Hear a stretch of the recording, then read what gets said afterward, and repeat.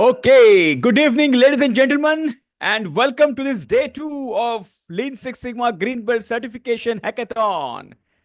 All right, so I hope you guys are settled down, and some of you might be traveling as well. Let's start with our important stuff, which is yeah. Before that, how many of you are aware of 86-14 rule? Are you aware of 86-14 rule? Just type yes, no in the chat box. 86-14 rule किसको पता है? Yes. Okay. No, no, yes. Okay. A lot of people are saying yes. Some people are saying no. Okay. By the way, 80-20 rule सबको पता है, right? 80-20 everybody knows. 80-20 rule everybody knows. Yes. Very good. That is called Pareto principle, right? That is Pareto. Correct? 80-20 is Pareto. What is 86-14? So I asked 86-14 rule. What is this rule? Anybody? Type in the chat box. 80-20 is for Pareto. 86-40 is what? Okay, write this down. This is the rule of memory. Okay. This is the rule of memory. It says 86% of the content, whatever we have, whatever we see, is not basically is drained out in the same day itself. Okay, whatever we learn, whatever we see, whatever we understand, 86% of the content is lost on the same day. And this is called 86-14 rule. Okay, so what remains is 14%. So what we do is we always start, and as a trainer also, you should always start with something called revision. All right. Yes, revision. So let us start with revision. Let's type in the chat box that what basically we have covered, the main topics. Okay, chalo. Next, let's open your notes and whatever we have covered yesterday. Can you just randomly, okay, you may not be in the same sequence. It can be of any sequence. Okay, just type in the chat box what have we covered yesterday. Chalo, fatapat. Whatever we have covered, it may not be in a sequence. Like, for example, we have covered what? Identification, strategic forces. Very good. So strategic forces we have covered. We have covered Kano model yesterday. Very good. What else? Project identification, internal project identification, external project identification, right? External meaning from voice of customer till project Y, and internal meaning, if you remember, we map the processes and then we identify the yield. I mean, if you remember yield, correct? Sabko yield pata hai? Very good. Then Six Sigma vocabulary. Yes, fantastic. Voice of customer, voice of design, which is voice of, VOD, which is specification limit. Correct? Then defect. What is that? Specification limits. Correct. Very good. Then SIPOC. SIPOC, SIPOC. So we have taken one example of SIPOC yesterday. That is a tea making example, if you remember, right? How do we make a cup of tea? Superb. Throughput yield also we have seen. Correct? Yes? Superb. What else? What else? Throughput yield is what? So yield is what? Whatever we input, let's say 100 input and output, first time right is 95 output. Correct? So 95 is the yield of that particular process. Right? 100 calls came in, 95 first time resolved calls. That means 95 is the yield of that process. Okay, throughput yield, the rolled throughput yield. What is rolled throughput yield? Is the yield of entire value chain. So A into B into C into D into F, correct? So all the processes multiplied together, that becomes the full option. Okay. Amarji, this is a webinar way of doing this. That's why the mic is not appearing. Okay, no way, no issue. You can just type in the chat and I will answer your queries. Okay. Haji. Okay, or what else we have seen? What else? Type in the chat box. Okay. You tried hard to connect, is it?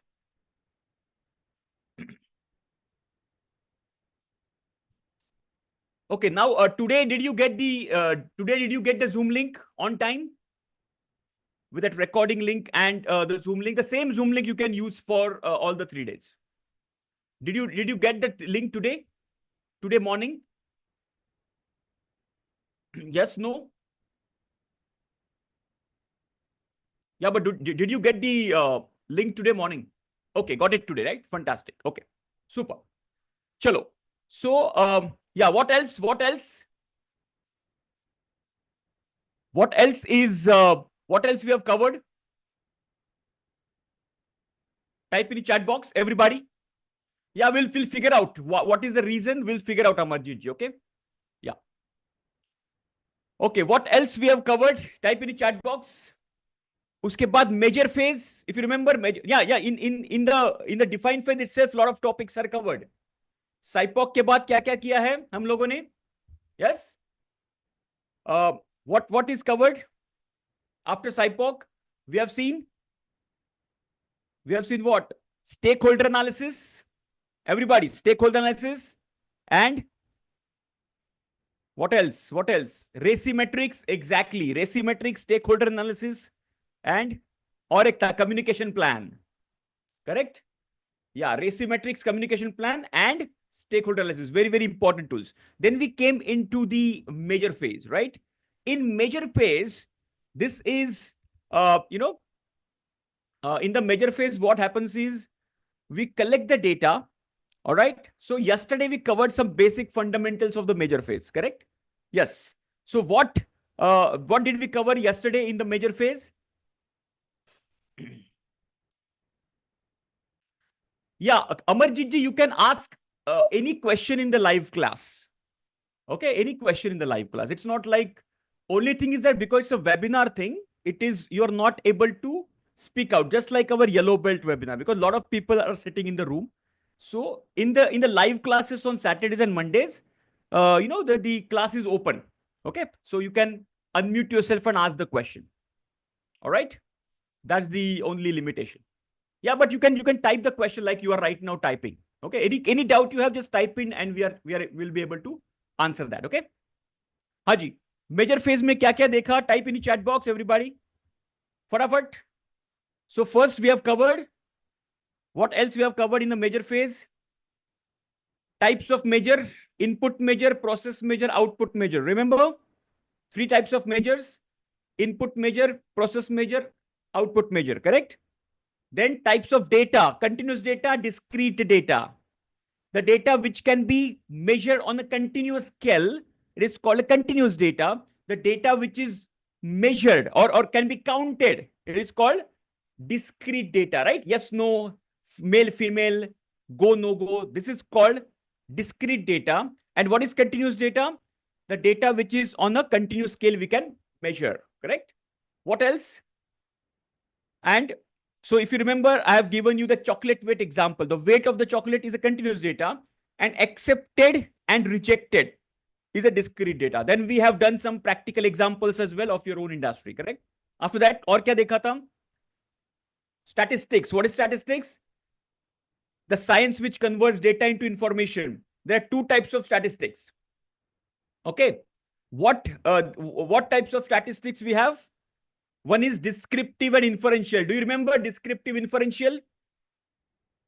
Everybody, descriptive, inferential, remember? Correct. What is descriptive? Remember that 5 overs cricket game, 5 overs, 40 runs, 2 wickets. It's a descriptive statistics. And the projected score is inferential. Remember that? Very good. उसके बाद क्या देखा था? Mean, mode, median. Very good. So in the descriptive, there are 3 parts. In the descriptive, there are, there are 2 parts basically. One is the central tendency and other is the dispersion. Let me, so central tendency and dispersion. In the central tendency, we have mean, mode, median. And in the, dispersion, we have range, variance, standard deviation. So yesterday we covered mean, mode, median and range, variance, standard deviation. Do you remember this? Just type yes in the chat box. Just give me yes so that we can move forward. आगे बढ़ते हैं इससे फिर. Clear? Just give me yes, yes, yes. Okay, I've got few yeses. I want everybody to type yes who have attended yesterday and taken the notes. Fantastic. ठीक है? तो quick revision हो गया. So whatever we have forgotten 86%, so we have recovered that today with the help of revision. So see, whenever you are doing the training, okay, you need to take the revisions again and again so that people will remember the things. Okay, see, because there are a lot of other stuff which is happening in the life, so they will forget. So you have to make sure that they remember the context and the content again and again. Okay, let's move ahead to the next part, which is called as operational definition. Okay, operational definition. What is operational definition? Operational definition meaning, now before we collect the data, there are two things we need to do. One is operational definition and we do the measurement system analysis. Okay, let's go one by one. Imagine the aviation industry, the government body of the aviation industry wants to check the on-time takeoff. Okay, who is the best on-time takeoff company of this? So, for example, let's say there are, let's say 4 companies: Indigo, and maybe Air India,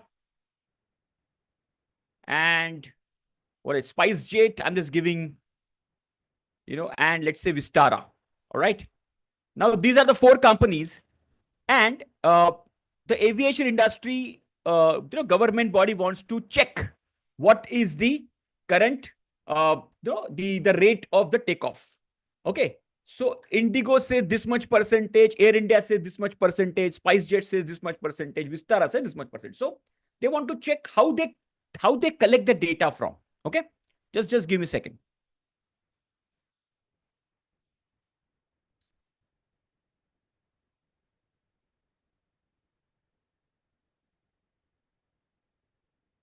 So how they collect the data? Let's say Indigo says, I'm just giving you example, okay? Indigo says, what is the takeoff time? How do we collect the data of takeoff time?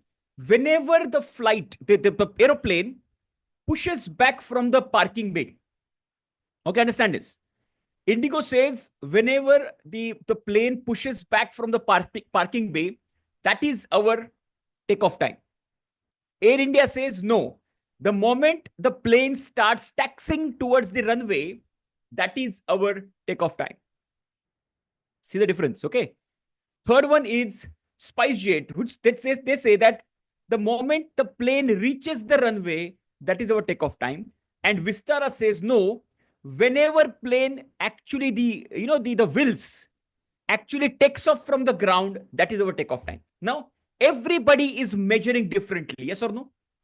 Now, if we compare, it will not be apple to apple comparison. And that is the reason you cannot compare these variation into, data collection. So see, in Six Sigma, basically, we are reducing all the probable variations which are getting induced. Okay. Now here, while data collection itself, there are huge variations coming in. So first thing what we need to do is they have to basically define how the data will be collected. And this is done through operational definition. So in this, what they basically define is how data has to be collected. Okay. Like, for example, let me just, yeah. So first they have to decide what data needs to be collected. What data needs to be collected, when that data needs to be collected, who will collect the data, what will be the frequency of collecting the data, all these details, okay, how that data will be collected. So all these questions will be asked one by one in the operational definition.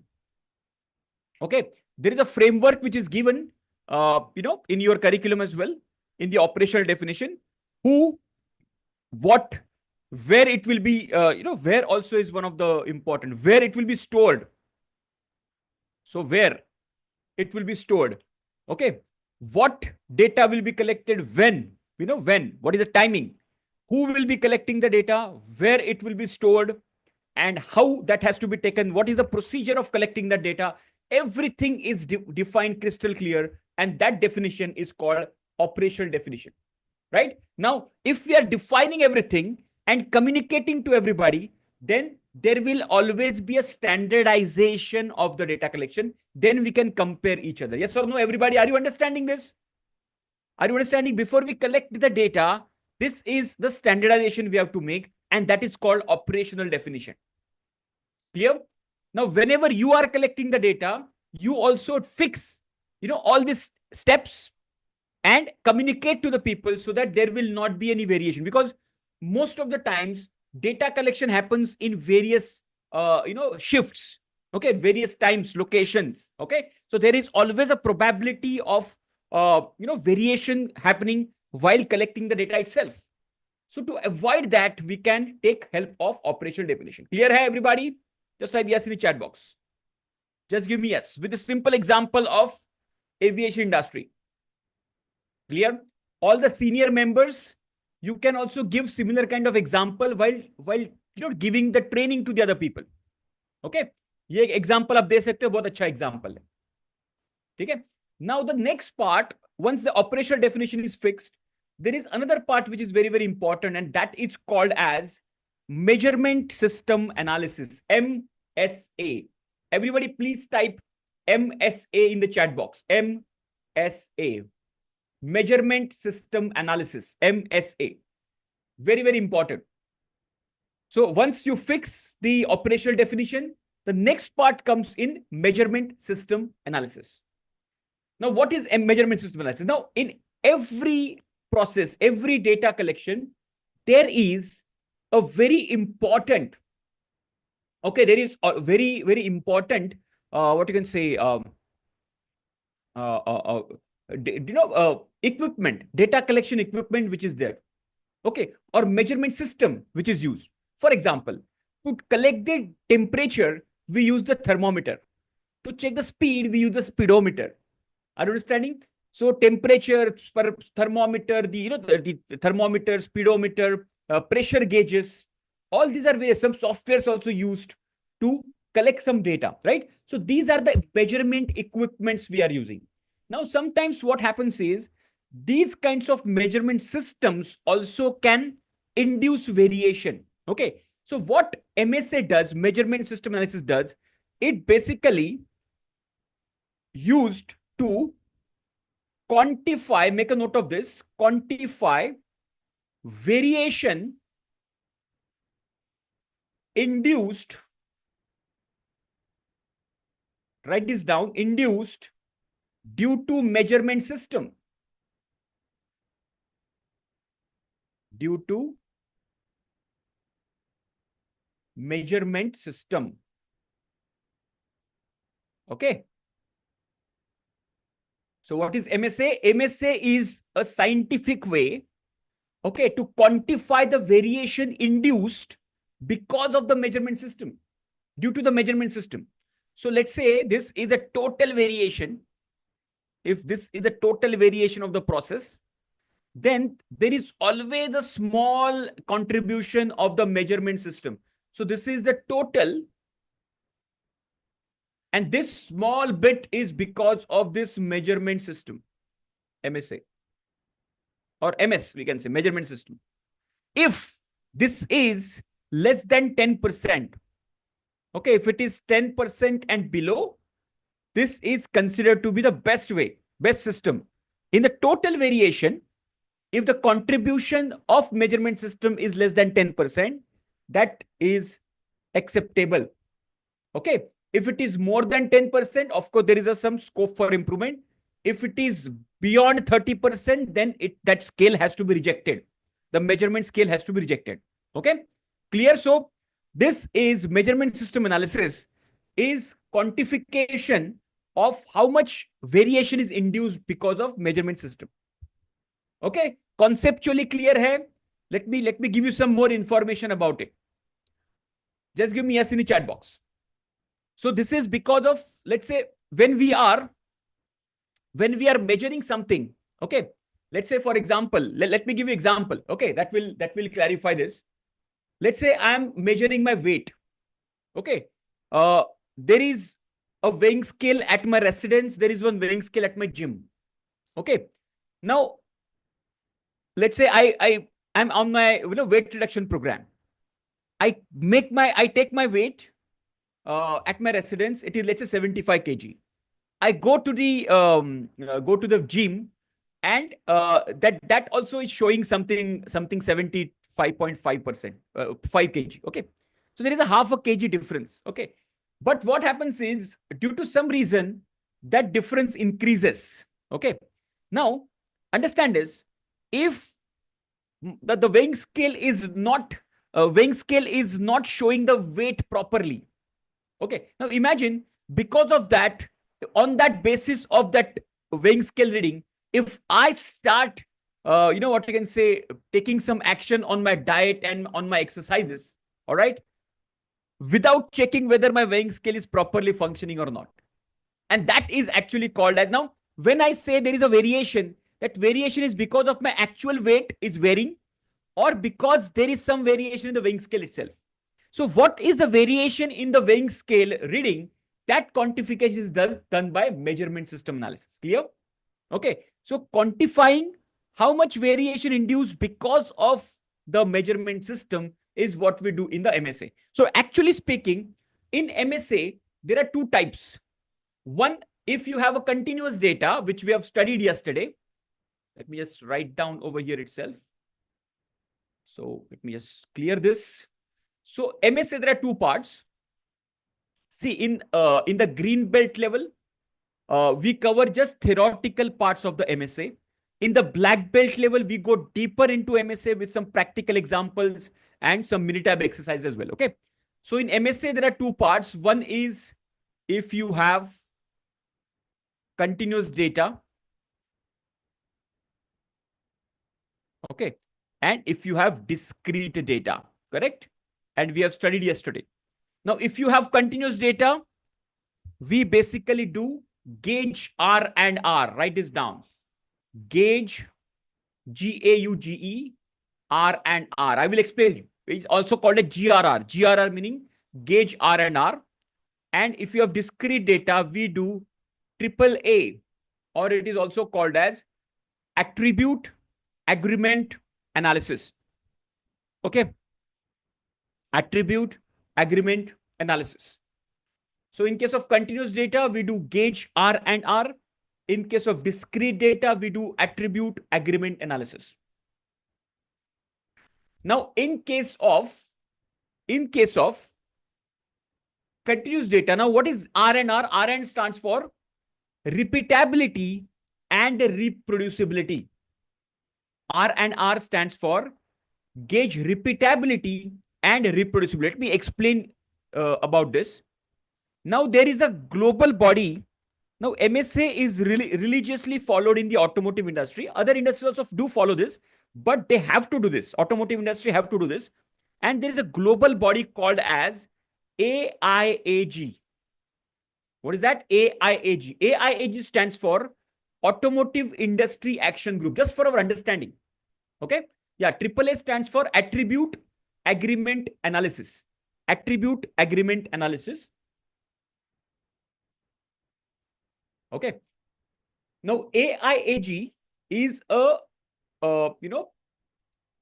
it's a body which basically publishes the systems and the standards about the automotive industry, which is Automotive Industry Action Group. Okay. According to them, you have to collect. Now, while doing this MSA study, basically there are certain guidelines they give. You have to collect, you have to take 10 samples. For example, let me explain you that. Let's say this is a pen. Okay. And you want to measure the diameter of the pen. I'm just giving you example. So you have to take 10 pens like this, 10 different pens like this. Then you have to basically make the reading of the pen, okay, one reading of the pen 3 times. So there will be 3 trials, okay, and there will be 3 people. We call them appraisers. So there will be 10 samples, 10 pens, 3 trials. Every pen will be measured by every person 3 times. So if you consider 10 into 10, 10 into 3 into 3 equals to 90. So you will get 90 readings at the end of it. So you require minimum 90 readings. Once you collect these 90 readings, then you put those readings in the in the Minitab software, and software will give you some values. Okay. So before that, let me cover what is repeatability and what is reproducibility. Okay. So this is according to AIAG guidelines. 10 samples. Every sample has to be taken 3 times, and there will be 3 appraisers. So every person will take every sample 3 times. And that's why you will collect 90 data sets. Okay. Now, what is repeatability and reproducibility? So repeatability meaning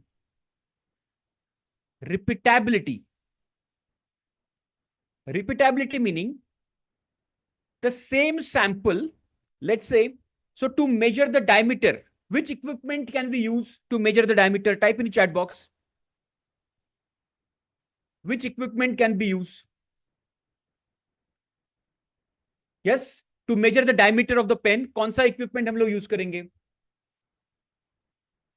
Gauge meter, okay. Scale, no, scale तो length के लिए use होगा ना. So scale तो length के लिए use होगा. Diameter के लिए क्या होगा? Yes, gauge meter होगा, vernier होगा, micrometer होगा. Fantastic. Okay. So same sample, same equipment, okay, and same person. Let's understand this. Now, for example, I take the pen. Let's say this is a vernier caliper. I measure the diameter of the pen. So same sample, I will measure the diameter of the pen with the same equipment. Equipment change nahi hona hai. Okay. And the same person, I am taking the readings multiple times. If all the readings are basically exactly coming the same, that means there is a repeatability. Repeatability meaning ability to repeat the readings again and again. It is called repeatability. Are you clear? So same sample, वही pen लूंगा मैं और 3 बार reading लूंगा. 3 बार if same reading आया, that means it is repeatability. I am repeatable. Are you understanding? Yes. The second one is called reproducibility. What is reproducibility? Reproducibility meaning reproducibility. Okay. Reproducibility meaning same sample, same equipment. Okay, वही pen, वही equipment के साथ. If different person uses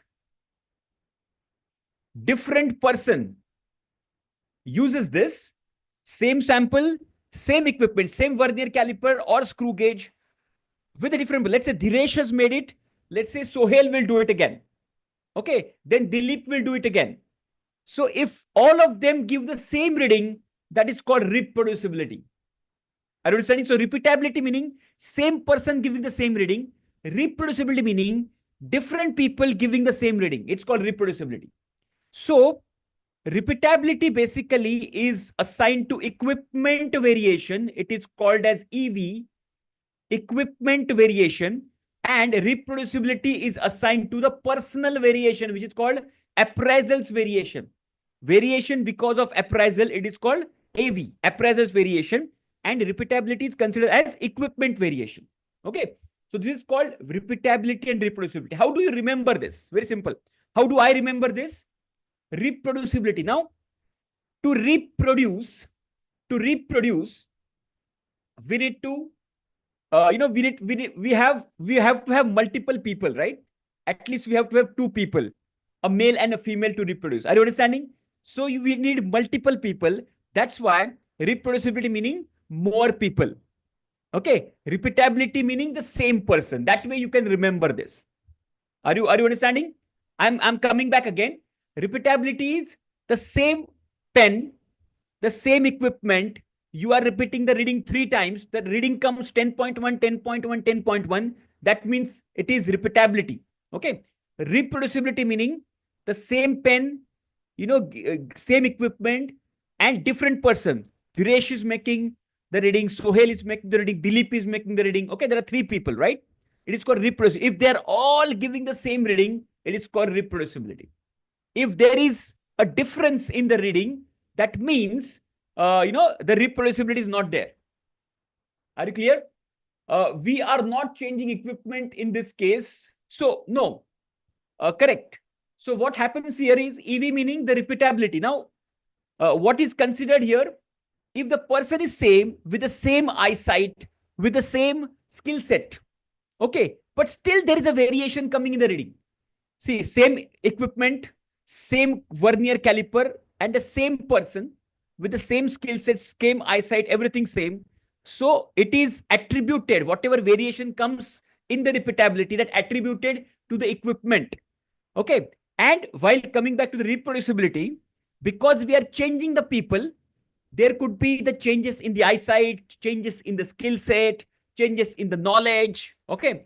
Because of that, whatever variation comes in the reading of the different people, that is attributed to the person's variation, personal variation, or at appraisal's variation. Clear? EV meaning equipment variation and AV meaning appraisal's variation. Clear? See, this is what is the basic theoretical knowledge which is there in our green belt curriculum. Okay. So what we do, we collect these 90 data points, we put them in the Minitab software, which we will do in the practically we will do in the black belt content. Okay.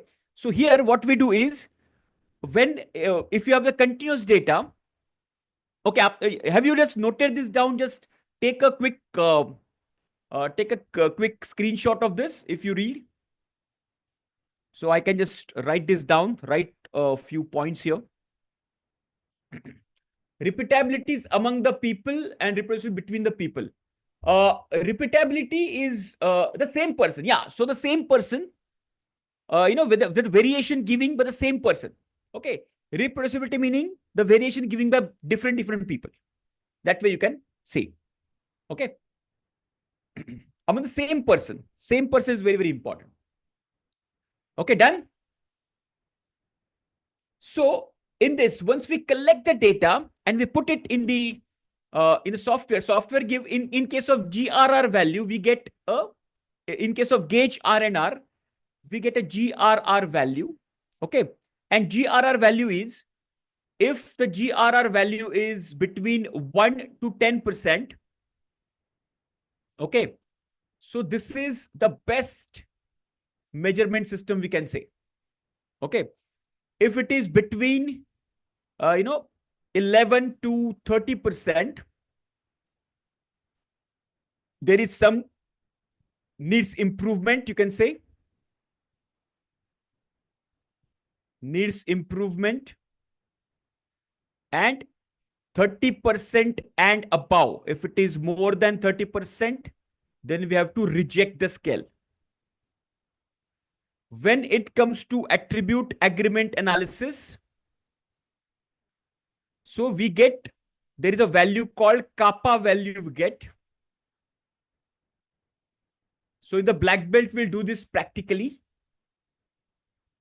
Kappa value में क्या होता है? Between 1 to 0.9, 0.9, it is the best measurement system. Between 0.9 to 0.7 needs improvement.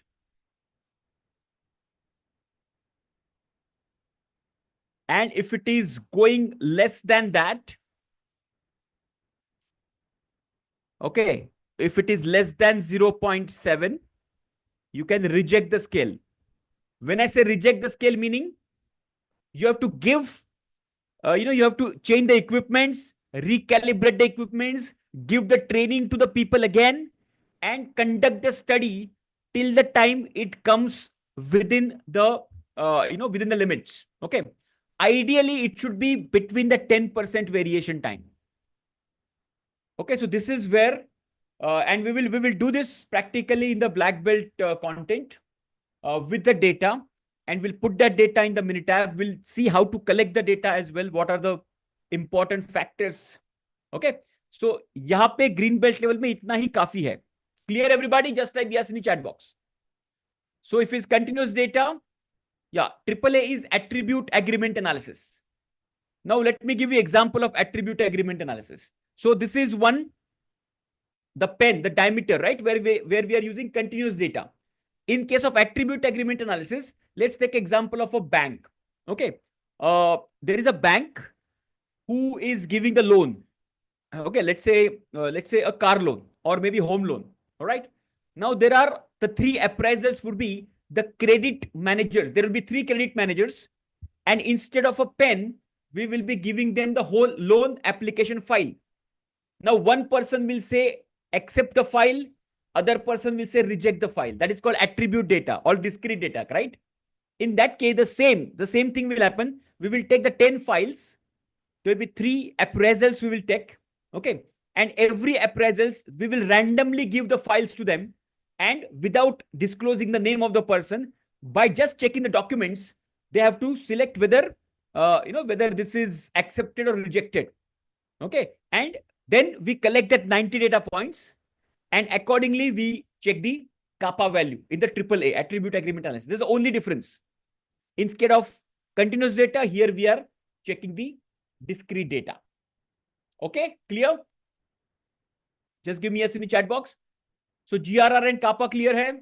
GRR and attribute agreement analysis. Super. Yeah. When we will do this now, and in the live session also we'll cover this. Okay, so that you will get some better idea. Okay. Chalo. So आगे बढ़ते हैं. Now we will work on Minitab software. Now imagine we have done the what you can say the operational definition we have done. We have done measurement system analysis. Now we are ready to do the data analysis. So we have collected the data and we are ready to do the data analysis now. Okay. So let's open the Minitab software. Let me share a file with you guys. मैं एक file chat में drop कर रहा हूं. Just check out if you can open that file. Okay. So yes, so I'm just opening this, dropping this file. The file name is, हाँ, एक बार check करो chat में आपको एक फाइल मिलेगा. Just click on the file provided you have Minitab with you. Okay. If you're traveling, if you don't have Minitab, just observe what we are doing. The file's name is process capability normal. The same file, I have just dropped it twice. Okay. Just click on the file. It will get it. हाँ, chat में देखिए ना, chat में. Just check it in the chat. आपके पास ये होगा ना, तभी वो फाइल दिखेगा. If you have the Minitab downloaded. Yeah, have you downloaded Minitab, Manisha ji?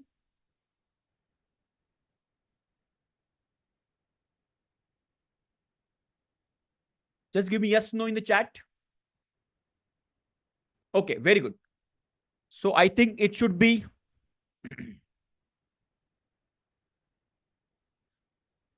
Okay, now visible ना, very good. Not got the access for iOS. iOS के लिए वो जो parallel आपने install किया है क्या? Because the software what we have is compatible in this. Okay, iOS के लिए नहीं है इसका compatibility, but we can just temporarily we can use the parallel, or otherwise if you have an old desktop of Windows also where you can use it. No, the same file. Niels, this is the same file. कुछ लोगों को file मिल नहीं रहा था ना, इसलिए मैंने share किया multiple times. Okay, let me also open that file. Once you have opened that file, let me know in the chat box that file opened. Okay, this will look like this. सबको मिल गया? Okay, जिनको अभी तक Minitab download नहीं हुआ है उनको वो ओपन नहीं होगा. Once you download the Minitab, then it will be file open in Minitab, right? Very good. Okay, so now this is the file. So we will do certain, some processes now. Let's do the histogram. Okay, go to graph. Let's go to graph and select histogram. Everybody, go to graph and the fifth option is histogram. Just follow this. Open the file, go to graph and just click on histogram.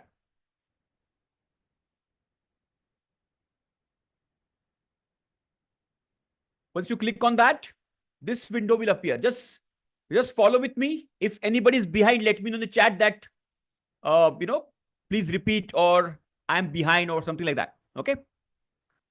So we have a data, which is a chocolate weight data, and we just want to check the distribution of the data, right? So we went to graph and went to histogram. Now, instead of simple, we will select with fit. With fit meaning with the normal distribution curve. Okay. So we'll select with fit and say okay. And now here we will select the chocolate weight. So double click on chocolate weight column and say okay. Graph mein jaake double click on chocolate weight column and say okay. Everybody got this histogram?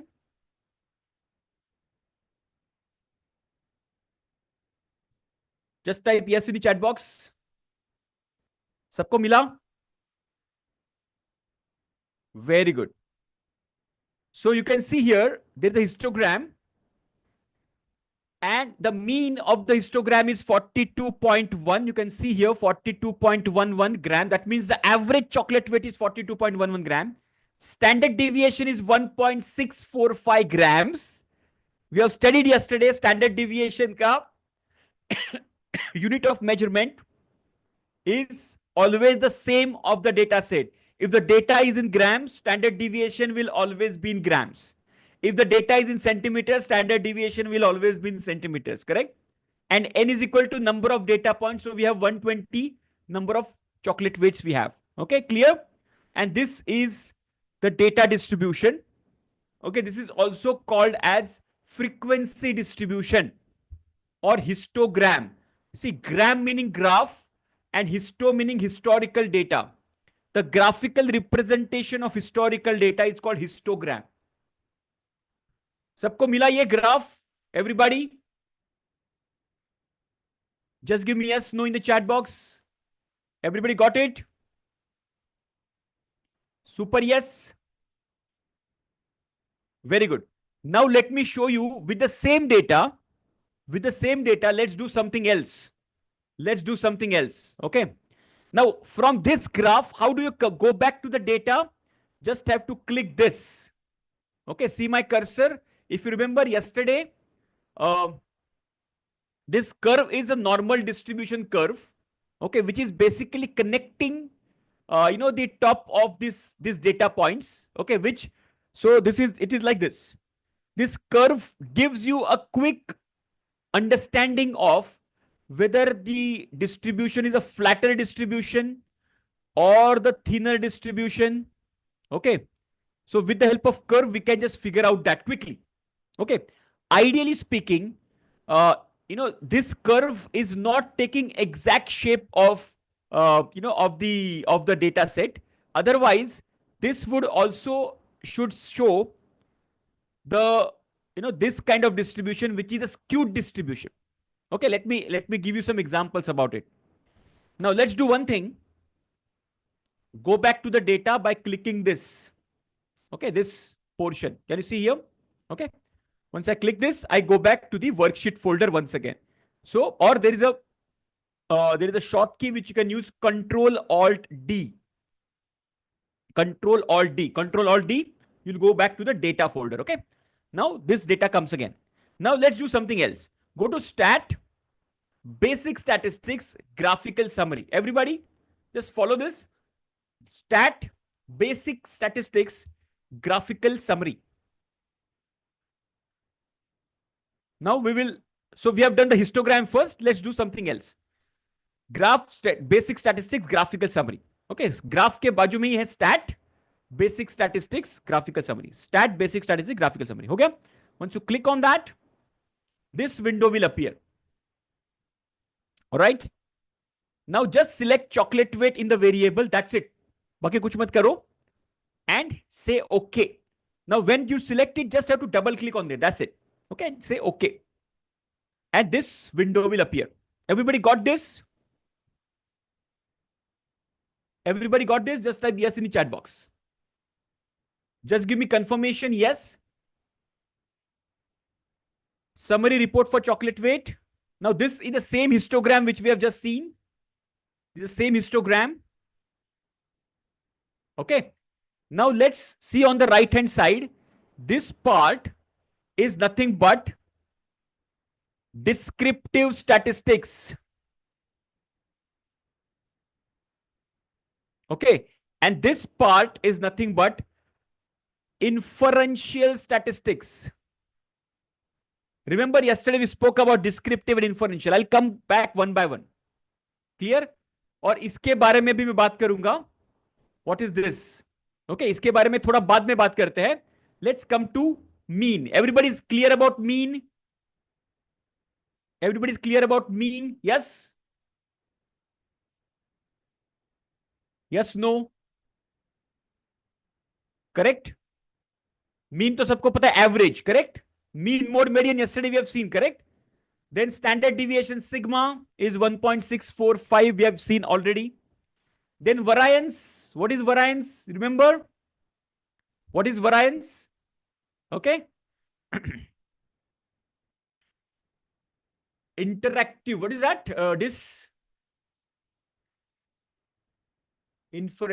This is descriptive and inferential. Inferential hai ye, inferential.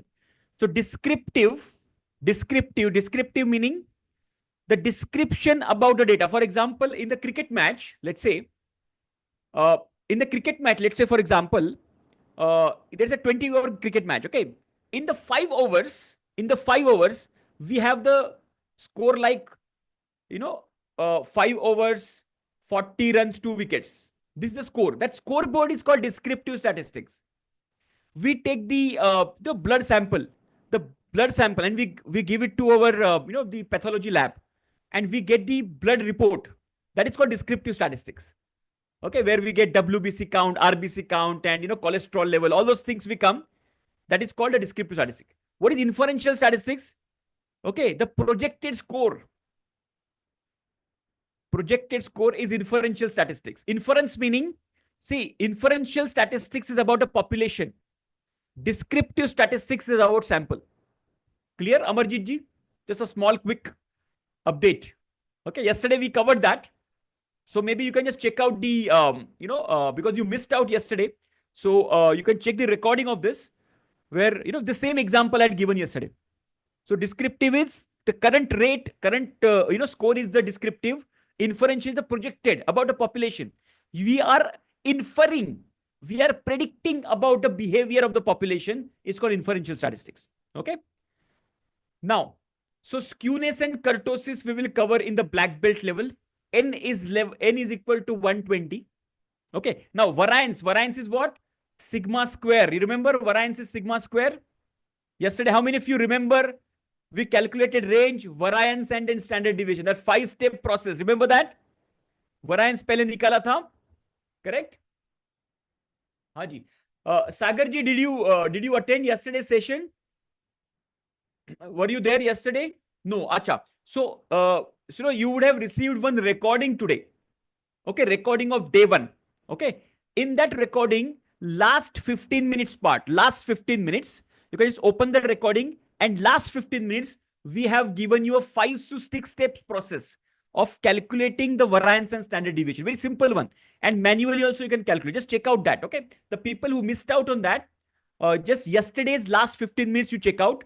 We have covered variance and standard deviation. Okay. Then we close the session. Okay. Yeah. Variance is sigma square. So standard deviation ka square hai variance. All right. So 1.645 ka square lenge. That will be 2.707. That is called variance. Okay. So right now we are more interested in standard deviation. So variance is one part of it, but standard deviation is more relevant for us. Okay. Now then the minimum value is 38.2. First quartile. How many of you remember first quartile? The second quartile or the median or the third quartile and the maximum value. How many of you remember this? Just type yes in the chat box. Yes, do you remember quartile, first quartile, second quartile, third quartile? Yesterday we covered that. Percentile we covered yesterday. Correct? Again, remember 86%, 86, 14%. Huh? Now, for example, look at this. So this is a histogram. Look at this graph, guys. Okay. ये graph है, इसे कहते हैं box plot. Make a note of this. This is the same, what you can say, representation of the distribution of the data. The same representation of the distribution of the data. For example, this is the minimum value, which is, this is the minimum value. Okay. This is the quartile 1. This is quartile 2 or median. Everybody remember this? This is quartile 3 and this is the maximum value. How many of you got this? How many of you got this? Just type got it in the chat box. Yes? Minimum, quartile 1, quartile 2, quartile 3 and the maximum. The same data set depicted in a different way. Okay. So histogram or box plot is the same thing depicted in a different way. All right. Just for the people who just missed out, let's imagine a data set. For example, imagine a data set as a cake. If this is a cake and this is the lowest value and this is the highest value, imagine that way. Okay. Now there are 4 people in the room. Okay, just for the people who missed out yesterday. Now there are 4 people in the room. I want to distribute this cake equally to the 4 people. Okay. Now I have to take 3 cuts here. Cut number 1, cut number 2, and cut number 3 to divide this cake into 4 equal pieces. Yes or no? I just have to take 3 cuts. Cut 1, cut 2, and cut 3. Everybody? All the new members who missed out yesterday? Yes? If I have to distribute this cake, I have to take 3 cuts. Yes or no? Yes? Very good. Now this, every cut is called as quartile.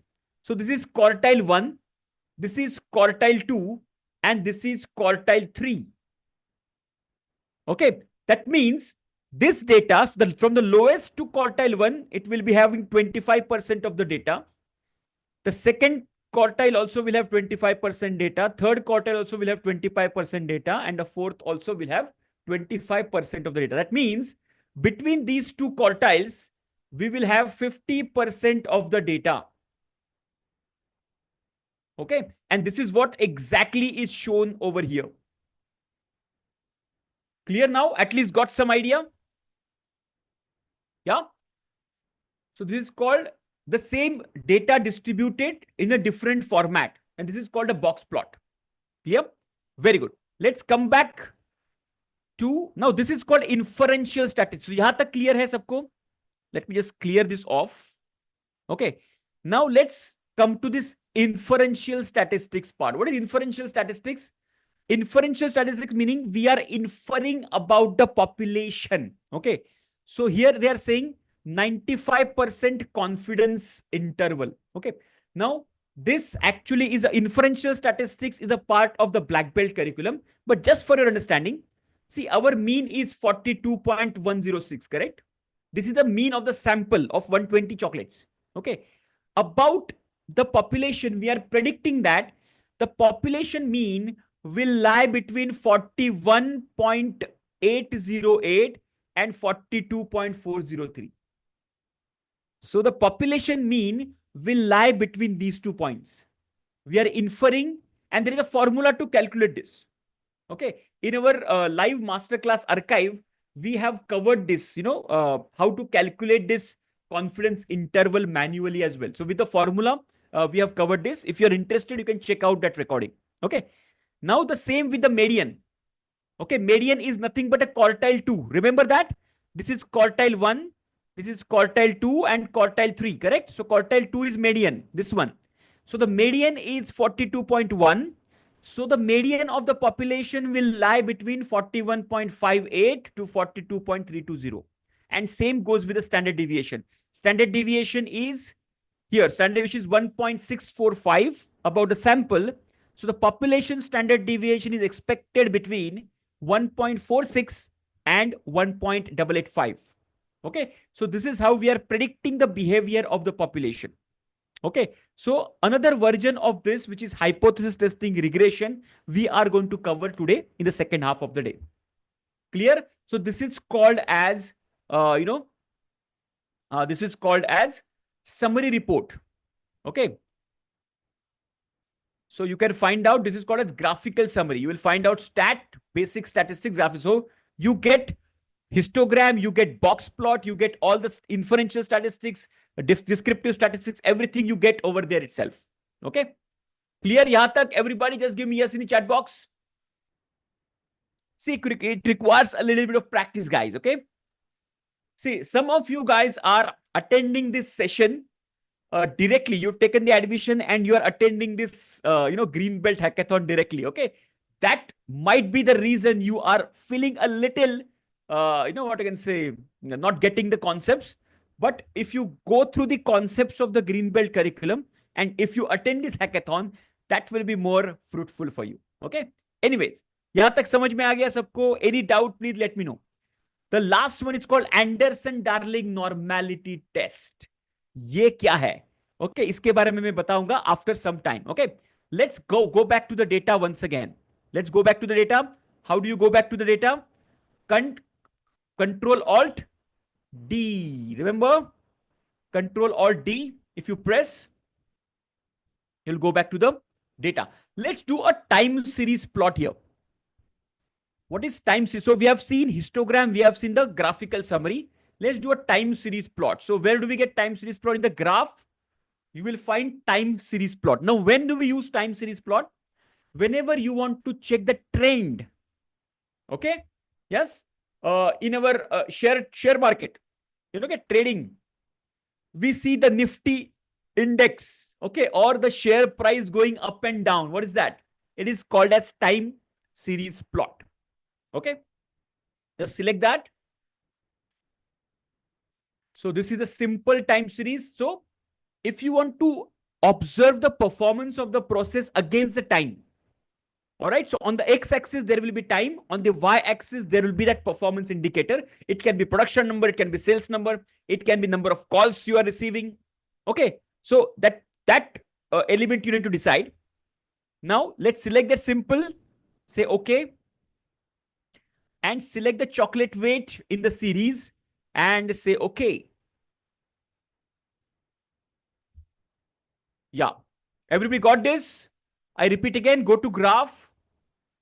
The fifth last option is time series plot. You can just check out that.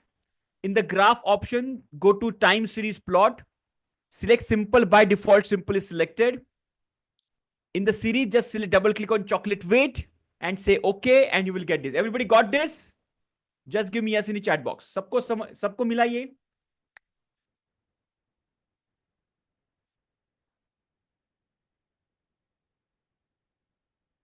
All right. Now tell me, what are you? Just observe this graph. Now let's understand how to observe the graph. Now just have to look at the graph consciously for 1 minute. Okay. Then the graph will start speaking with you. Just try this out. Graph आपसे बात करने लगेगा. All right. Yes, Radhakrishnan ji, if you have any doubt, just type in the chat box. You have not received this? You want a file?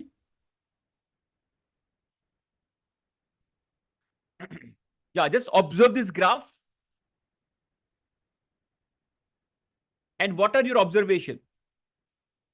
Just give me your observations. What are you observing in this? क्या क्या observe कर रहे हैं आप इसमें?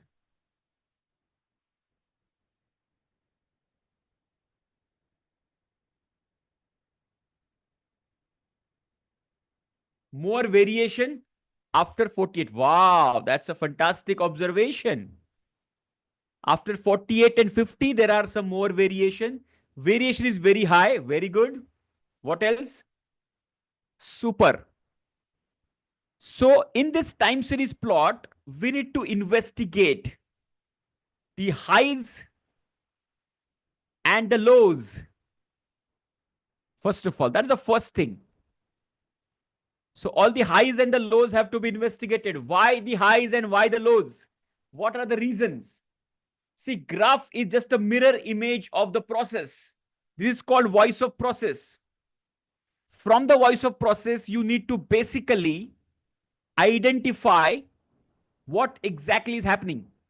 Correct? So this is under investigation. And as Sadanandji has rightly mentioned, that if you see this, there are two processes here. If you observe this, okay, if I draw here, see this, okay? If I draw a line like this, you will find two different characters of the process. Can you see here? Before 48 or before 50, there is a process which is a less variation process, but after 50, the variation is very high. Are you observing this? Just type yes in the chat box. Are you seeing the variation becoming a little more after that? So this has to be investigated, guys. ये आपको पकड़ना है. Whenever you're observing this graph, these small things, that will give you a lot of information. Okay. And once you investigate, you get the wisdom about the process. Okay. So first what we do, we collect the data. Okay. So data, we convert that data into graph. Graph is nothing but the information. So we get some information.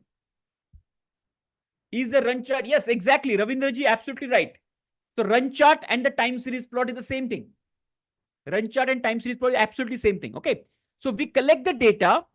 We convert the data into a graph which gives us the information.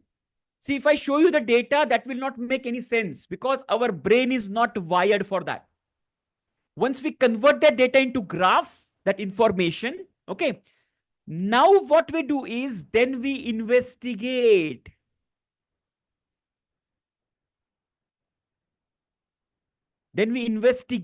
Sorry. And after investigation, we get wisdom. And this is what we actually want. What is wisdom? We get the wisdom that if I use, let's say, this vendor's product, raw material, my process variation increases. And this is the wisdom. If I increase the temperature of the process, my variation increases. That's the wisdom. If, if my cells goes up in the summer and goes down in the winter, that is the wisdom. Are you understanding? So we collect the data, put it in the graph. That is the information. When we investigate that graph deeply, we get the wisdom about the process. And this is what we do in the time series. Are you clear with this? Just type yes in the chat box. समझ में आ रहा है ये? Super clear? Where can you use this? Where can you use this in your process? कहां पे use कर सकते हैं आप? कहां पे यूज कर सकते हैं? Just give me one example. Where will you use this in your process? Let's connect with your own example. Let's connect with your own example. Where can we use this? Incoming process data, very good. What else? Your daily production. Okay. Yeah, fill weights, very good. Fantastic. What else? Your quality, the rejection numbers, every daily rejections. You can put a time series plot of that. Okay, shift-wise rejection, time series plot. Okay, attendance, time series plot. Defects, rejection, exactly. Machining process, downtimes, daily downtimes. Kitna downtime daily aa raha hai? Time series plot. Are you understanding? There are so many things. Your market, share market. your stock price time series plot. Are you understanding? Yes. Fantastic, fantastic, super. Super, guys. Okay. Now, in the same data, we can convert this data into a control chart as well. Let's say, let me share with you. Again, let's go back to the data. Let's put the control chart into place. Okay. Let me go back to the data. How do I go back to the data? This is the data. Okay. Now, let's make a control chart out of it. How do we make control chart? Go to stat, control chart. Just follow this path. Variable chart for individuals, individual. Just follow this path. Stat, control charts, variable charts for individuals, individuals. Stat, control chart, variable charts for individual, individuals. Please follow this.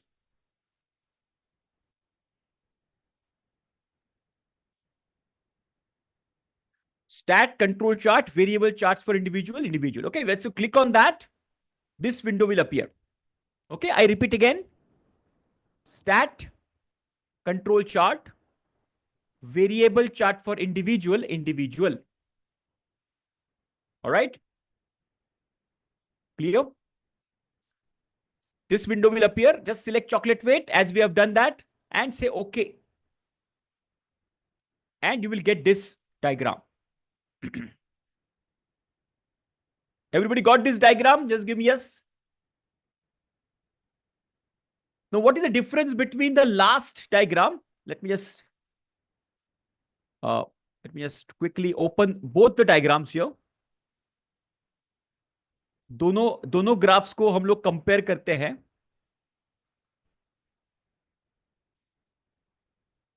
And we will compare both of them. Okay. Look at this. What is the difference between these two graphs?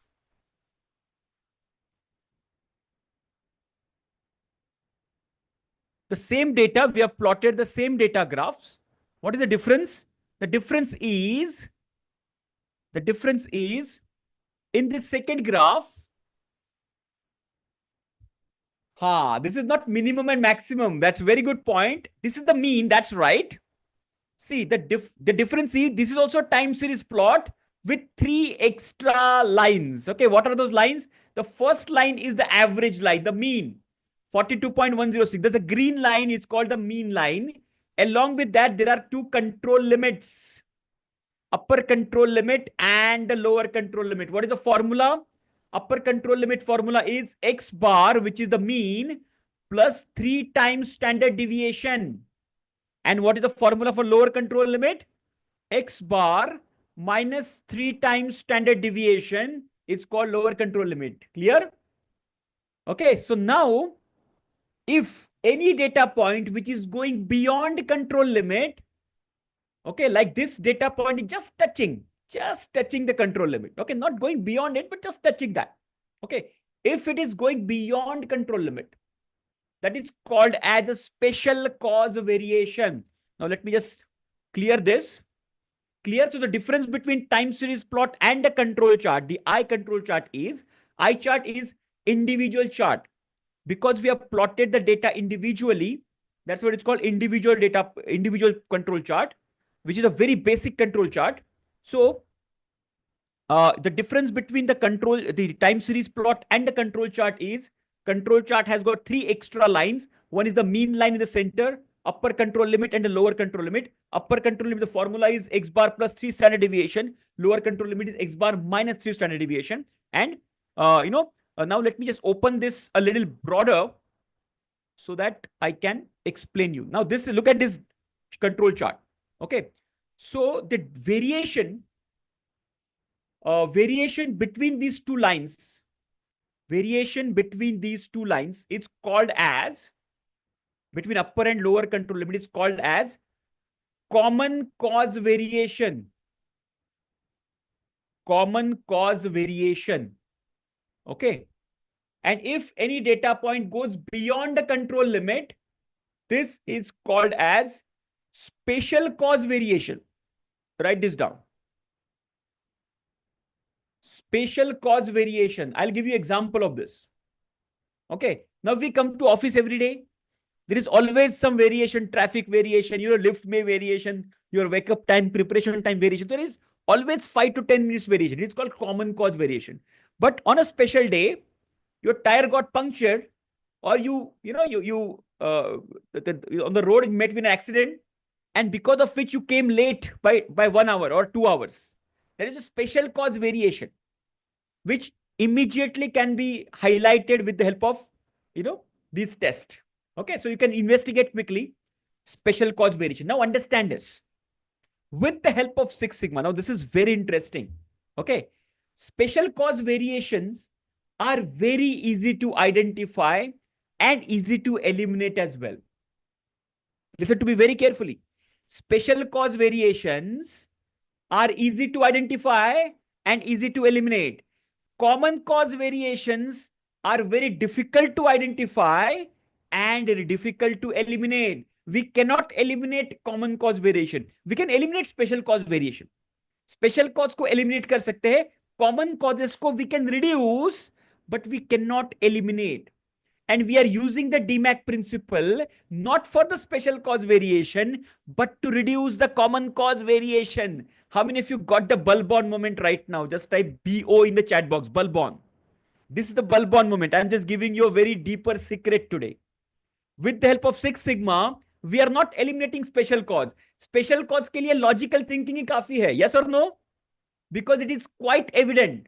What is not evident is the common cause variation. Okay, so our role as a Six Sigma expert is to reduce the common cause variation to the minimum. And this is a very difficult task. Special cause variation को eliminate करना simple task है. Common cause को reduce करना, not eliminate. Because elimination is not possible, but reduce करना is a very difficult task. That's where Six Sigma comes into picture. Clear? So this is called the eye chart or the control chart. Everybody clear about this? Just type yes in the chat box. यहां तक clear है? Very good, very good. What is the method to use eliminate common cause? This is what in the Six Sigma, you identify the causes, the root causes, validation, taking the actions on them, So see, every step we are reducing the variation, whatever we are learning. For example, right from the beginning, we have learned operational definition. That is also reducing the variation of data collection. Now understand this, Understand this, okay? Second is measurement system analysis. We are reducing the variation of the measurement system, okay? Now we are coming back to the various factors like man, machine, method, material. So we are finding out where the variation is coming. So we are identifying them and reducing them one by one. So the ultimate result is reducing the variation overall. Okay. The DMAIC principle, DMAIC, DMAIC, our define, measure, analyze, improve, and control. DMAIC, which is a Six Sigma principle basically. Okay. This is used to reduce the common cause variation. Okay. Clear? Now, see the major objective of the the measure phase basically is to do the process capability. At what sigma level our process is. That is called process capability. So we have to follow this principle called S, N, and C. Everybody, just type S and C in the chat box. Let this sequence go in your subconscious mind. S, N, and C. S stands for stability. Okay, S stands for stability. This chart, what we have done, it's called as control chart. So stability is done with the control chart. Okay, remember this. So this is what we have done. It's called as stability. If any process is flowing between two control limits without any special cause variation, it's considered to be a stable process. Stable meaning predictable. We can easily predict about that process. Okay. The behavior of the process is stable and predictable. Are you clear? So first S stands for stability. N stands for normality. Okay. Normality. What is normality? Normality meaning there is a AD test which we are going to do. Okay. to check the normality, which I'm going to explain you right now. And then C stands for capability. Okay. So we are going to identify what sigma level our process is right now. Okay. So sigma level identification. So first, stability we will check. So first we have to collect the data in the, in the continuous data, whether the data process is stable. If it is stable, then we go to the normality. Then we check whether the data is normally distributed or not. And then we go for the capability. What is normality? Now, there are two types of, I'll give you example of normality. Okay. Imagine in a normal situation, your office arrival time looks like this. Okay. If I collect the data of the office arrival time of the people, it will look like this. And there is a, what you can say, there is a, the biometric system at your office. Okay. Entry gate. And it is working fine. And the people will, so some people will come at 8:30, some people 8:45, some people 8:50, some people at 9 o'clock, 9:05, 9:10, etc. So people will, there will be a distribution. Now, let's say your biometric system fails one day. Imagine your biometric system fails one day. So what will happen? People will start come a little late like this. Everybody, are you understanding? So this is called a skewed distribution. What is that? It is called skewed. Skewed को कैसे लिखते हैं? SKEWED, skewed distribution, which is not normal distribution. So a lot of people will take advantage of this, and most of the people will come late. Now, in this skewed distribution, this is called as left hand side skewed, because the tail of the distribution, look at the tail. Wherever the tail is extended, that is called that distribution. So if this tail is extended on the left hand side, this is called left hand side skewed distribution. Okay. Then what happens? Let's say HR manager comes to know about it. And now what he does, before the biometric system is repaired, HR manager decides that whoever comes early, we will give some reward and recognition. So the moment they announce this, people will start to come early, and you will get the right side skewed distribution, right hand skewed distribution. Are you understanding? So they will come early. So in these both situations, there are certain special causes which are actually impacting, which is impacting the normality of the data as well. Okay. Now, normality also basically is very important to check our sigma level or process capability. That's why we check the normality and we check the Anderson-Darling test, AD test, which I'm going to explain you. Clear? So normality clear hai. So normality in a normal scenario, the process is normally distributed, but whenever some kind of special variation comes, a cause comes, the distribution can be a little skewed. Okay. So we check the skewness of the distribution through this normality test. Okay. So how do we check this test? So let's go back to the data once again. Just click on this data and find out this Anderson-Darling normality test. So you go to stat, basic statistics, and normality test. Everybody just follow this. Stat, basic statistics, normality test. Stat, basic statistics, normality test. Everybody follow this. Stat, basic statistics, normality test. Once you click on that, this window will appear. In the variable, just select the chocolate weight because that is what we are checking. That's it. And say okay. That's it. Do nothing about after that. And this window will appear. Clear? Everybody got this? Just give me yes in the chat box if you have got this. Super. Now here, what we need to check here is the most important thing is this p-value. Okay. Now this is mean is equal to 42.11. Standard deviation is 1.645. We know that. N is equal to number of data points. AD is a value after calculating that. From the AD, okay, from the AD value, actually the p-value is calculated. Okay. So in the black belt level, we actually calculate this p-value, which is called as probability value. P-value is called as probability value. I will explain you in the second half of the day. Probability value we calculate. So if the p-value, understand this, is greater than 0.05, then the data is normal. Okay, normal meaning this kind of normal distribution. If the p-value is less than 0.05, then the data is skewed. Okay, like this. Just make a note of this. Okay, so with this p-value at 0.256, what is your conclusion? Is it a normal distribution? Just type yes or no in the chat box. If p-value is greater than 0.05, it is normal distribution. If the p-value is less than 0.05, it is skewed distribution. So is it normal distributed?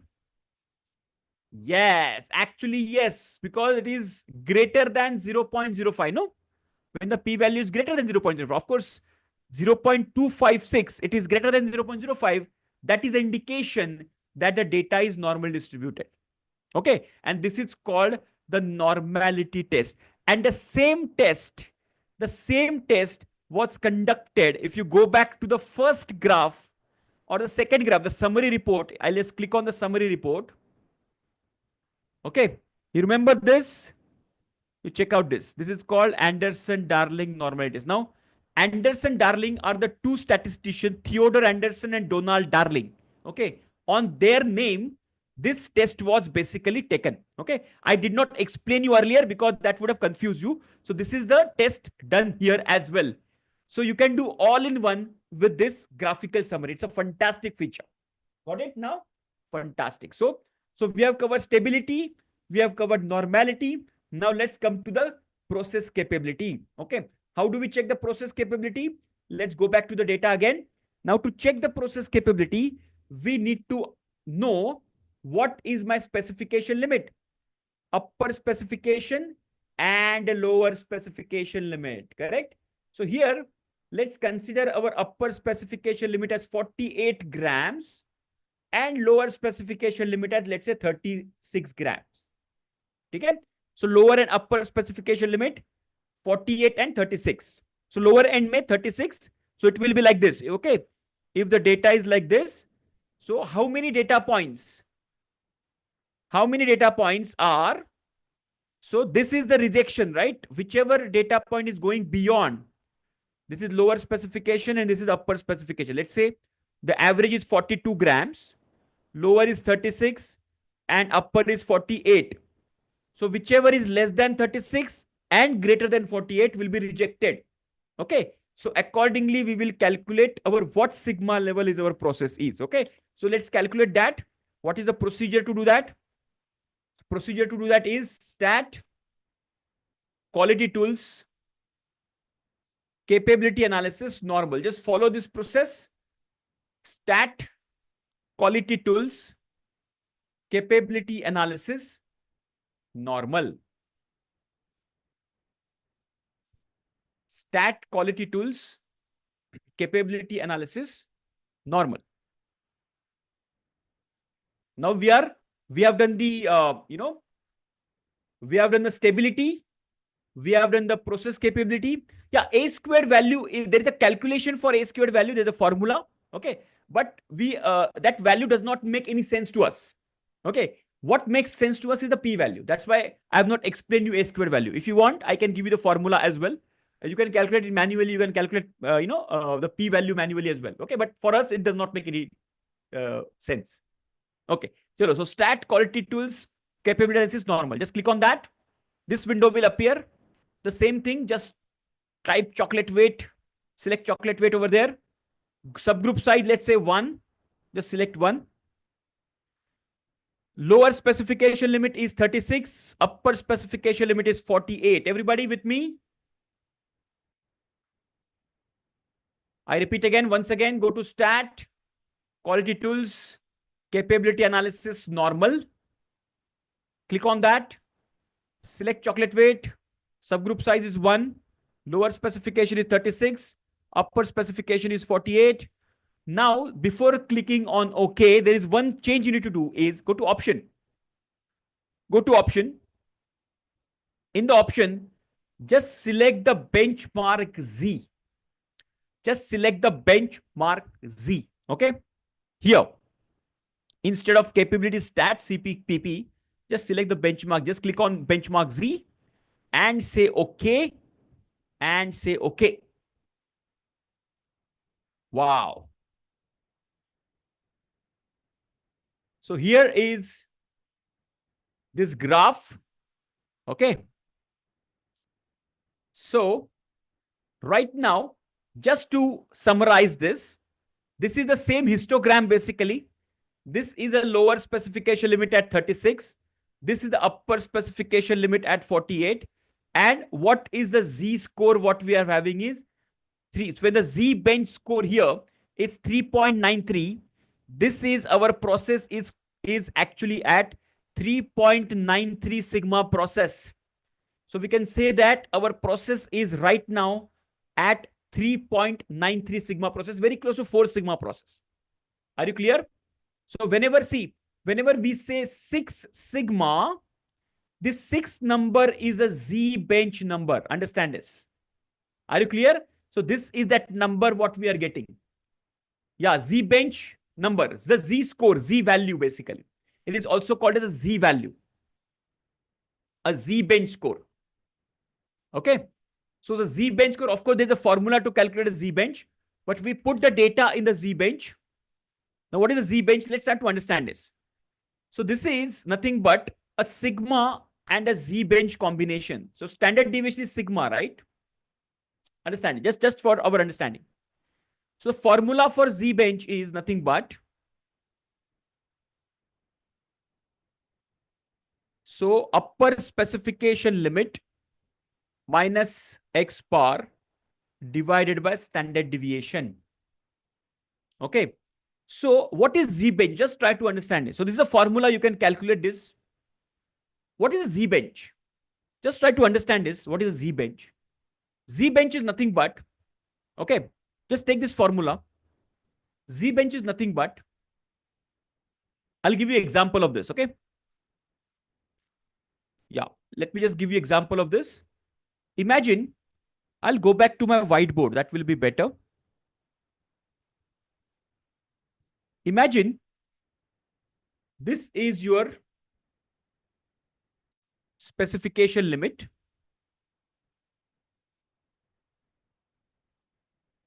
Okay. This is your upper specification and lower specification limit. Okay. And this is your X bar, which is the mean. Okay. Now, what is Z? As I mentioned to you, the Z is nothing but USL minus X bar divided by standard deviation. Okay. Now, let me give you example.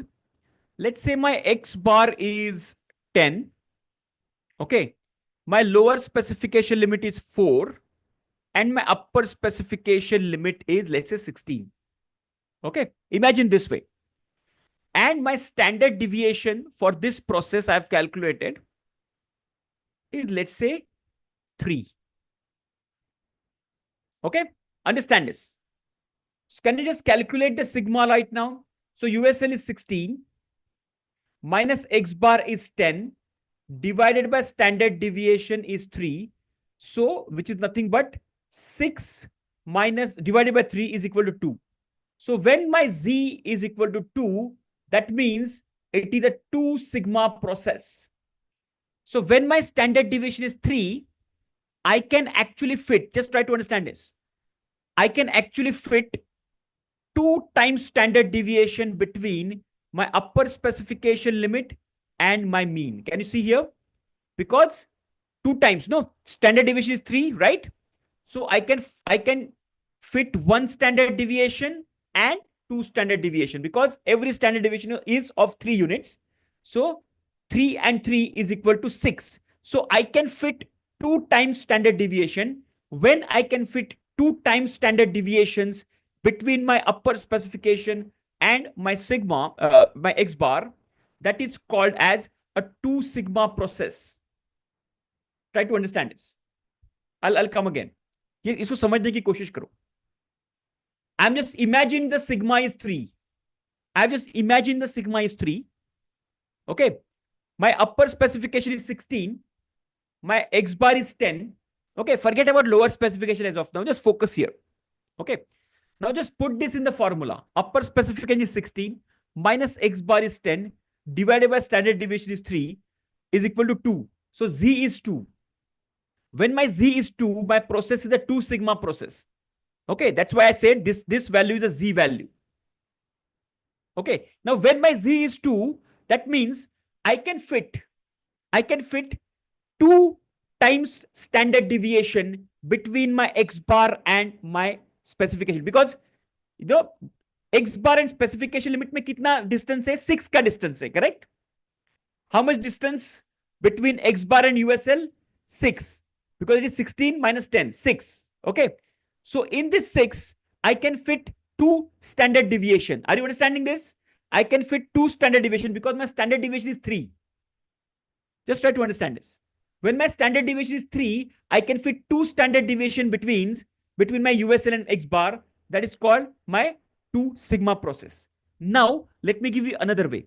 Now, I have just, by reducing the variation of the process, I have just reduced the variation. Now, what has happened is the process has reduced the variation. So, let me draw that process for you.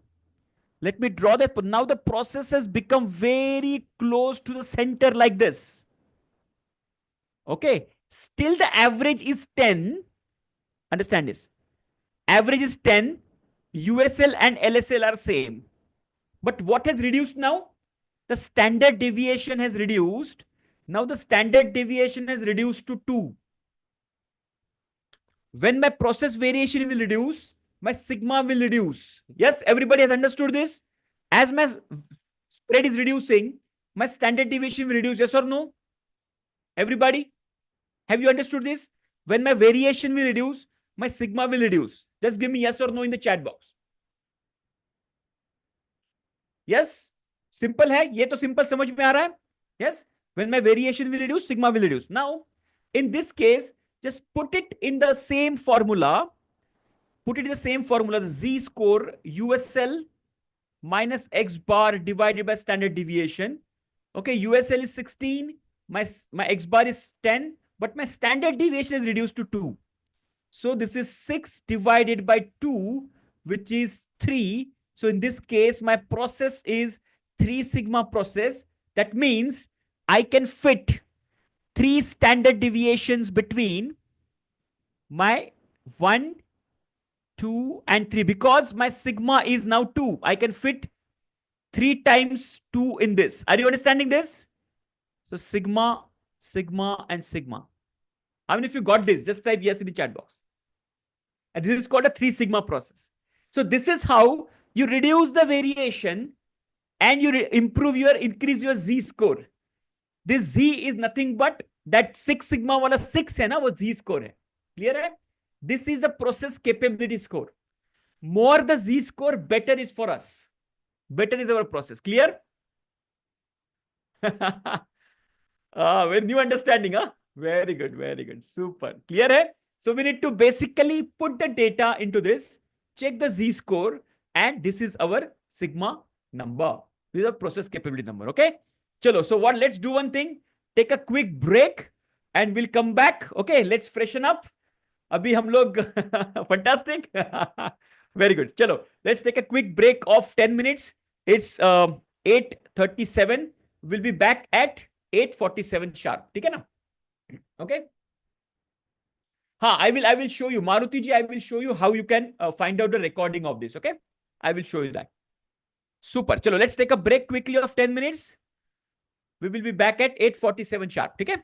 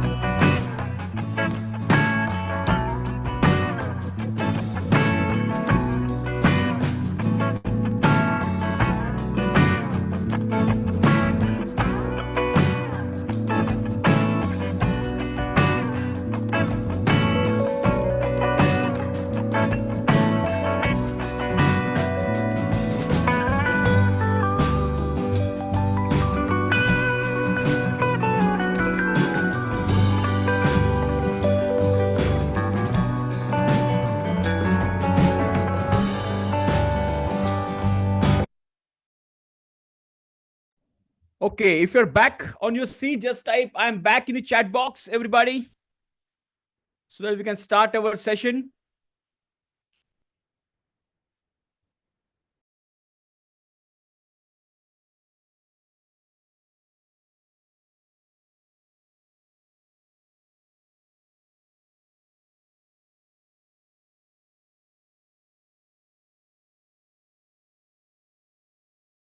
Superb, superb. Chalo, let's begin. So yeah, so the one of the question was where do we get the recording of this? So make a note of this. See, we have the weekly live sessions on Monday and Saturdays, correct? So those recordings are available in master class archive. Just make a note of this. Okay, the recording of the weekly live sessions, which is on Monday and Saturday evening, okay, 8 p.m. onwards.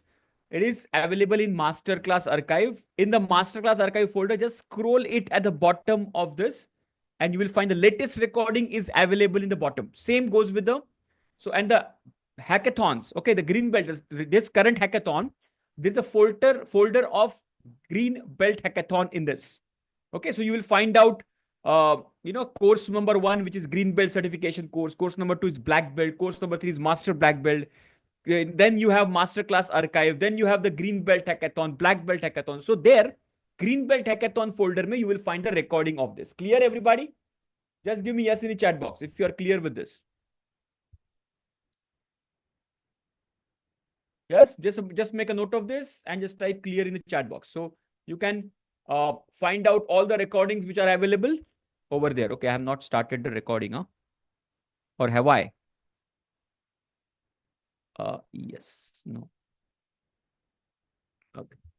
Super. So let me just repeat again because I've just started the recording. So the live sessions weekly, which happen on Monday and Saturday, you will find the recordings available in Masterclass archive, and the hackathon recordings are available on the respective hackathon folders.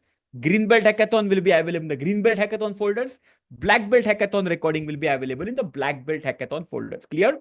Okay. So let's move on.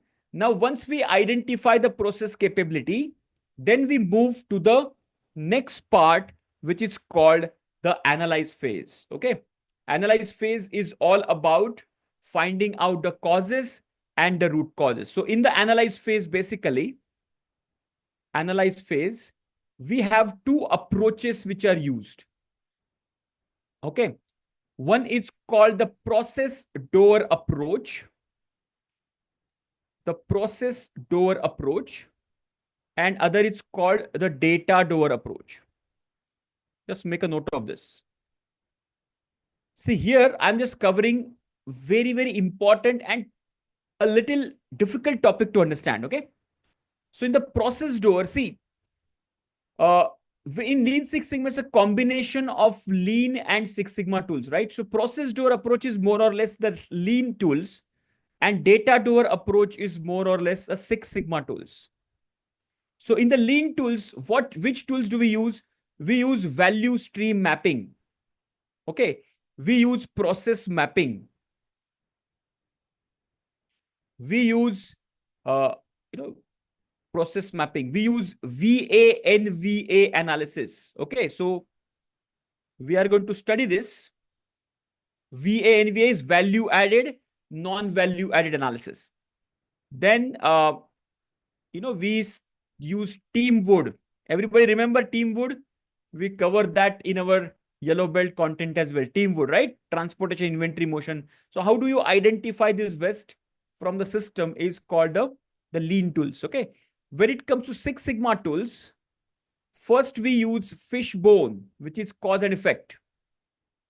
Okay. Then we use root cause analysis, RCA, or YY analysis. Both are the same thing. And after that, we use certain validation techniques. And those validation techniques are, in the green belt curriculum, we use hypothesis testing,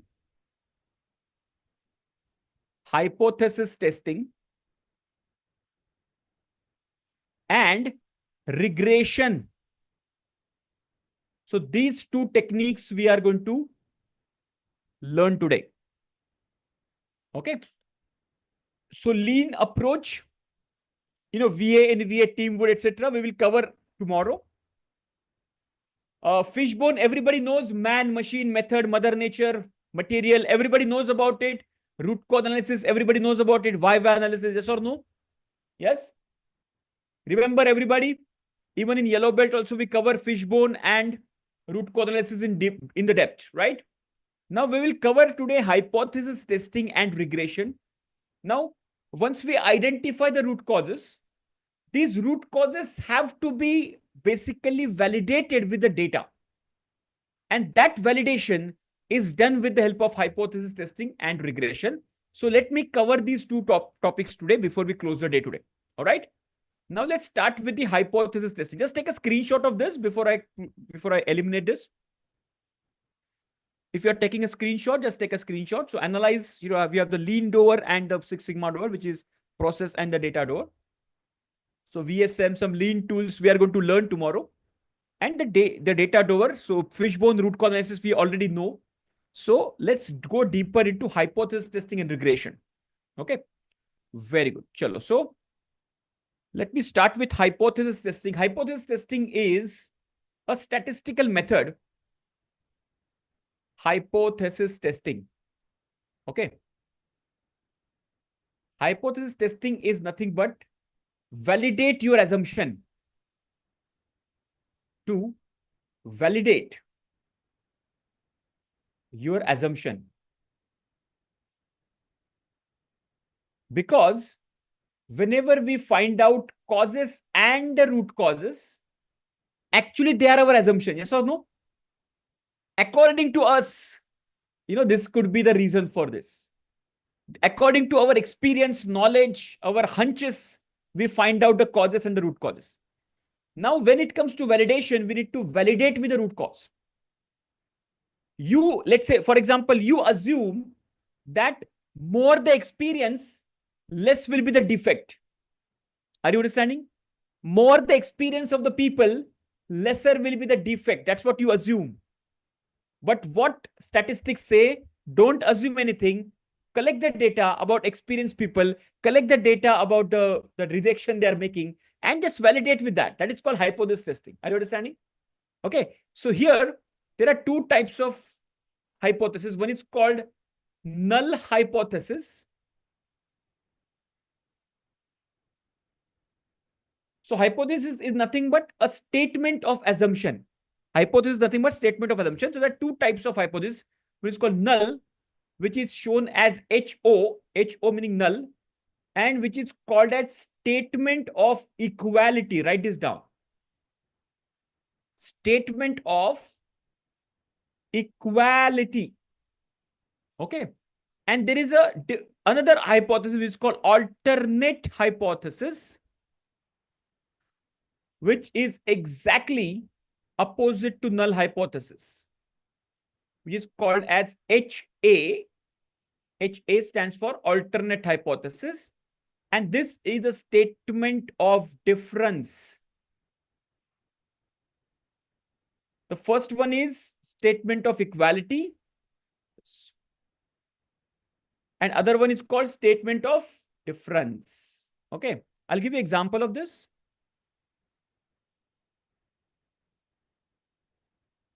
Of difference. Okay. Make a note of this. So we are talking about hypothesis testing, which is nothing but validating your assumption. Hypothesis is nothing but assumption, statement of assumption. There are two types of hypothesis: null, which is statement of equality, and alternate, which is statement of difference. Okay. Now let me give you example of, let's say there are two vendors. Okay. Vendor A and vendor B. Imagine. All right. Now what you do is you want to check the incoming delivery lead time of vendor A and vendor B. You want to compare. So null hypothesis will say that the average delivery time of vendor A is equal to average delivery time of vendor B.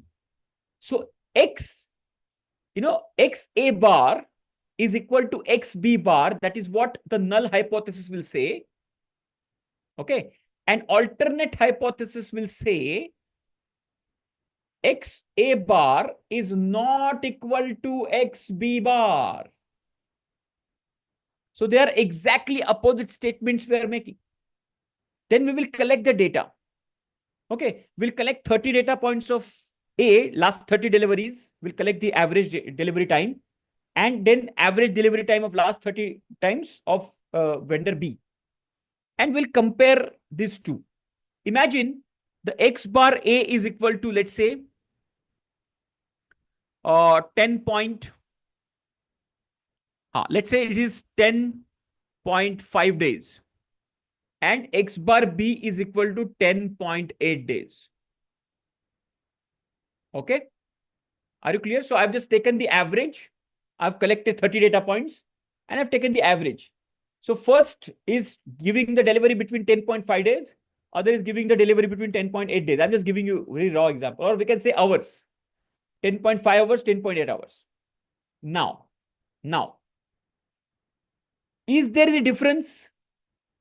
Type yes or no in the chat box. Is there any difference? Is there any difference in the delivery? Everybody? Yes, there is a difference of 0.3. Correct? There is a mathematical difference between 0.3. Mathematical difference. Understand this? This is a descriptive statistics. Now, hypothesis testing is an inferential statistics. Now we will check if with this 30 data samples, if this is a difference, is this difference statistically significant or not? That is what we will check in the hypothesis testing. So what it will do, it will collect the data, it will put that data in the software, okay, and software will give us the p-value, okay, the probability value. If the p-value is less than 0.05, we reject null hypothesis. Reject null hypothesis. If the p-value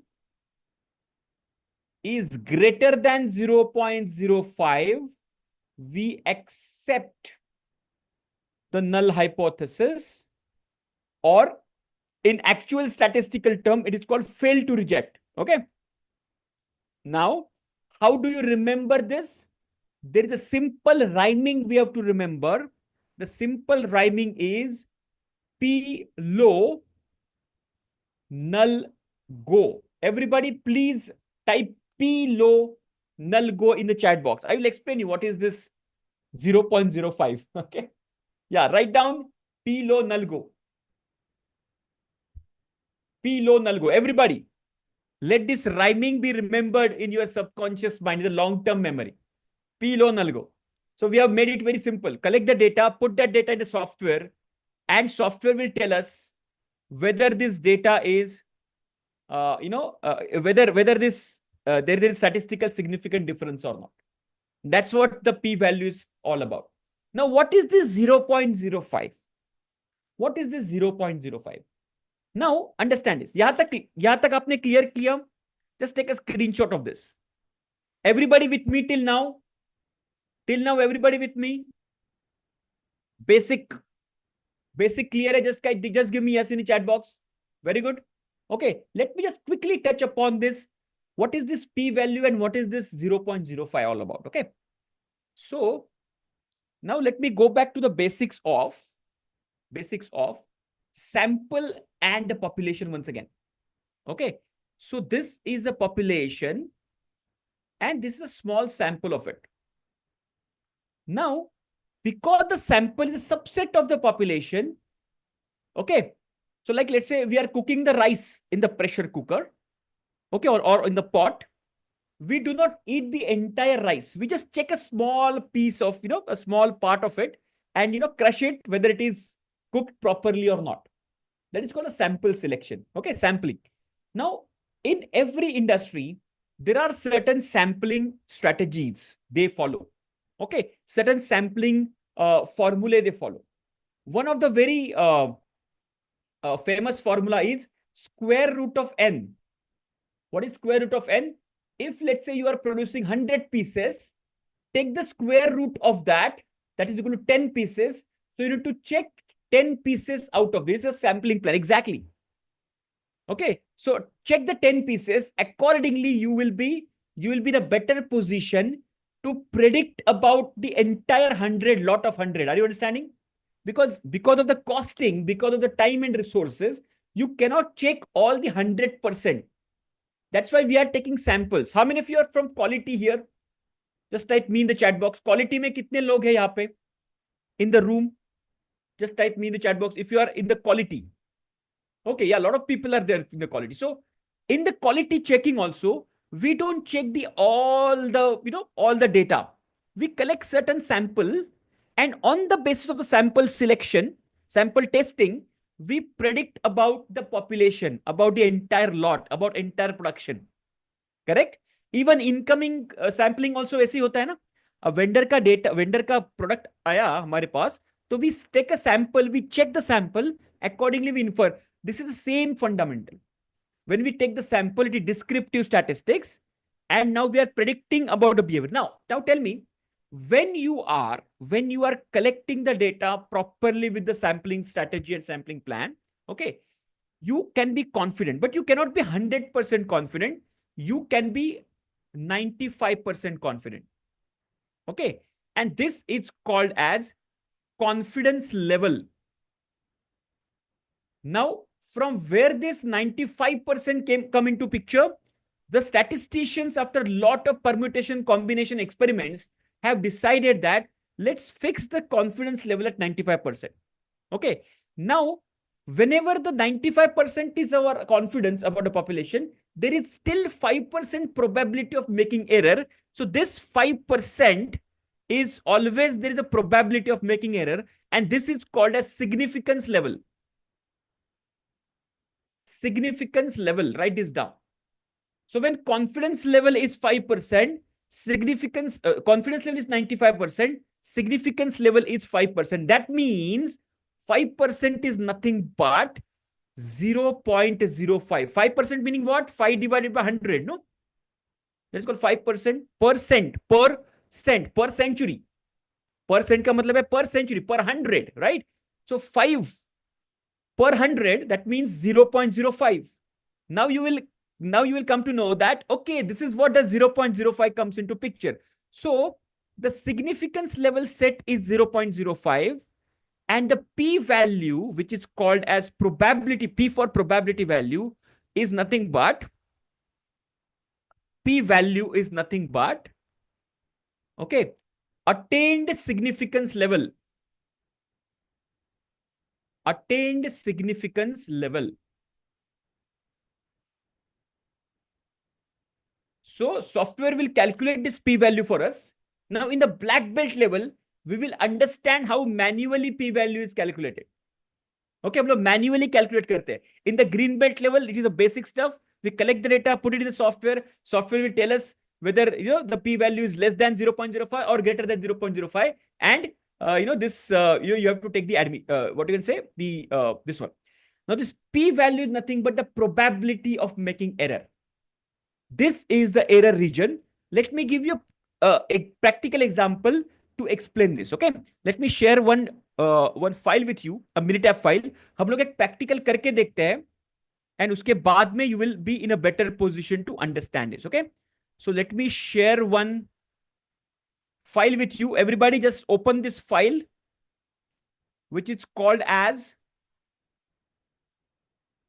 let me also open it.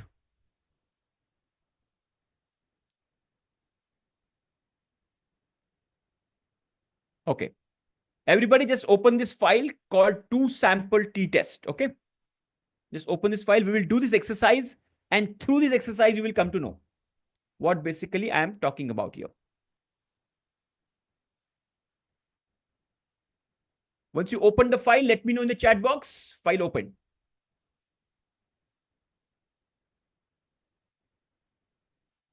The file looks like this.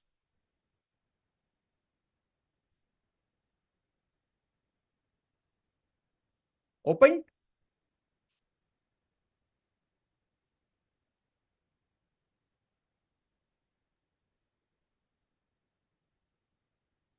Very good.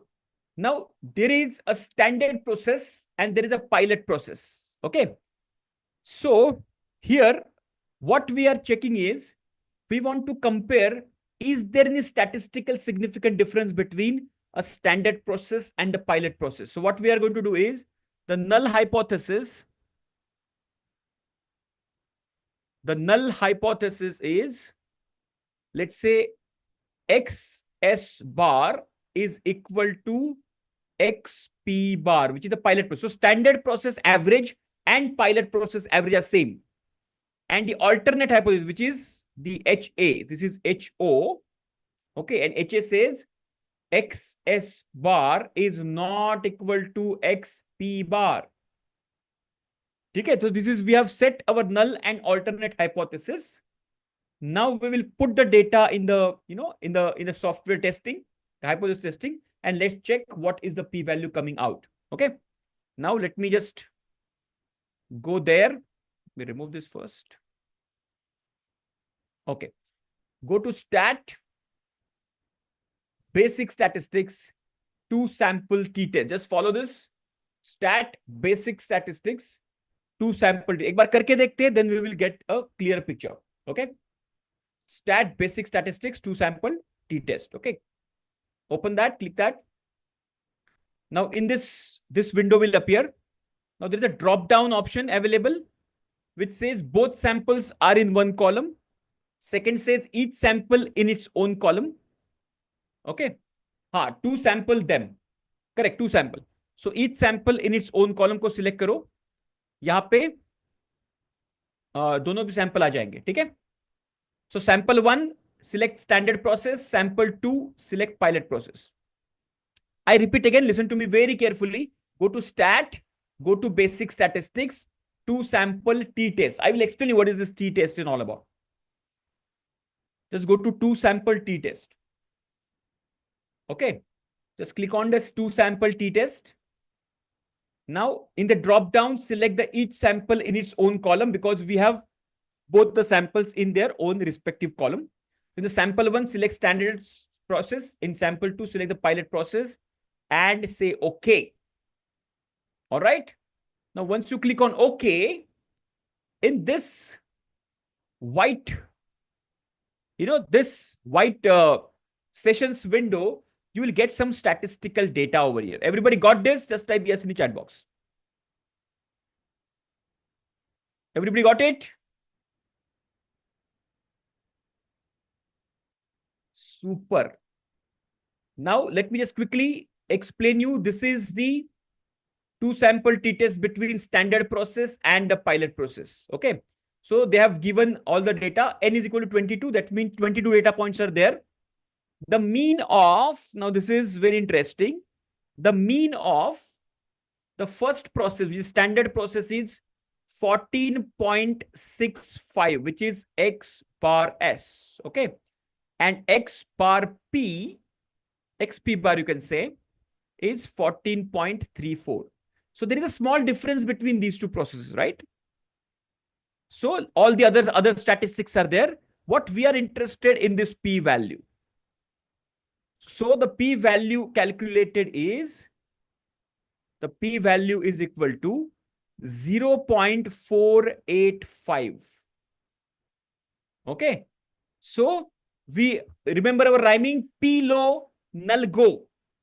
Okay, but in this case, is the P value lower than 0.05? Is it lower than 0.05?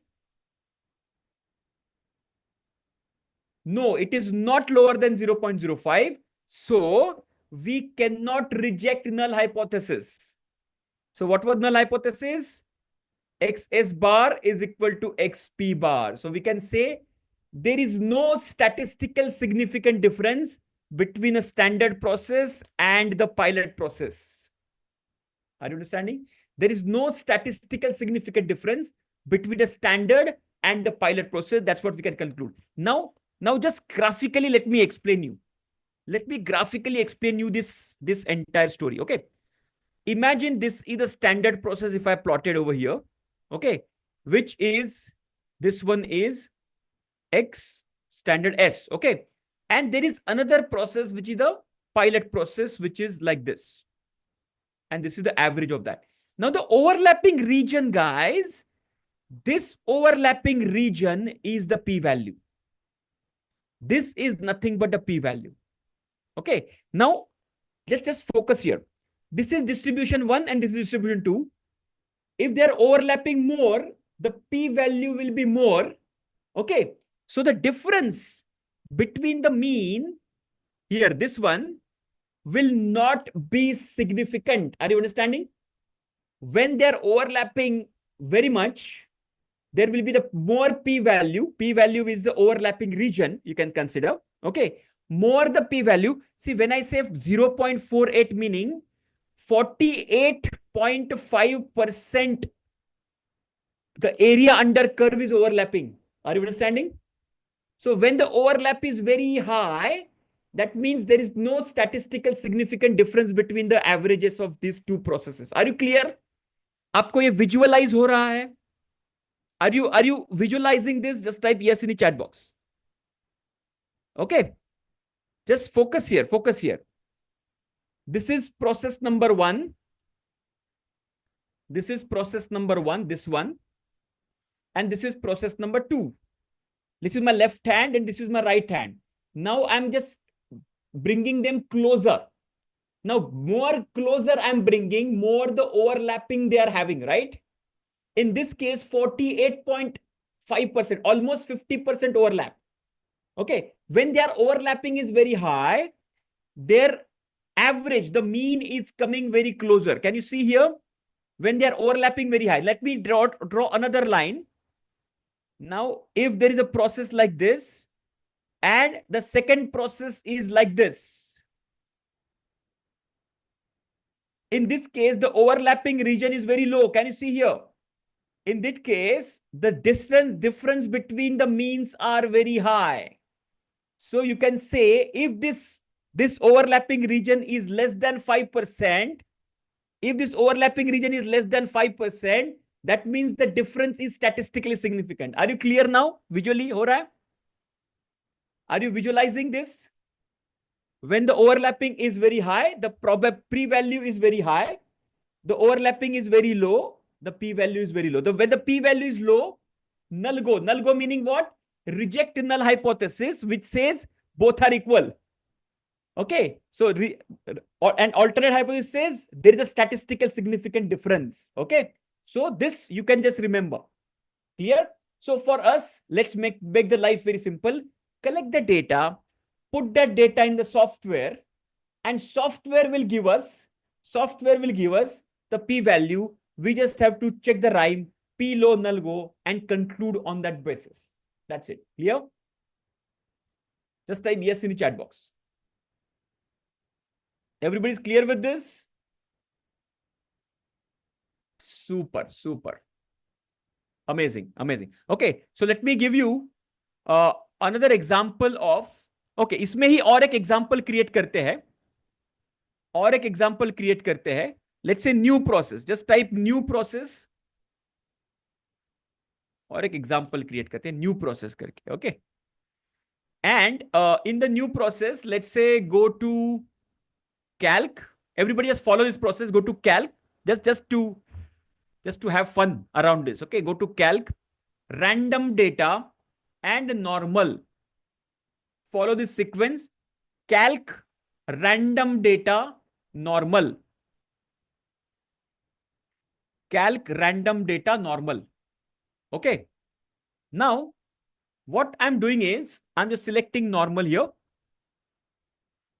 And this will, so I want to generate 22 data points. I want to store in the new process.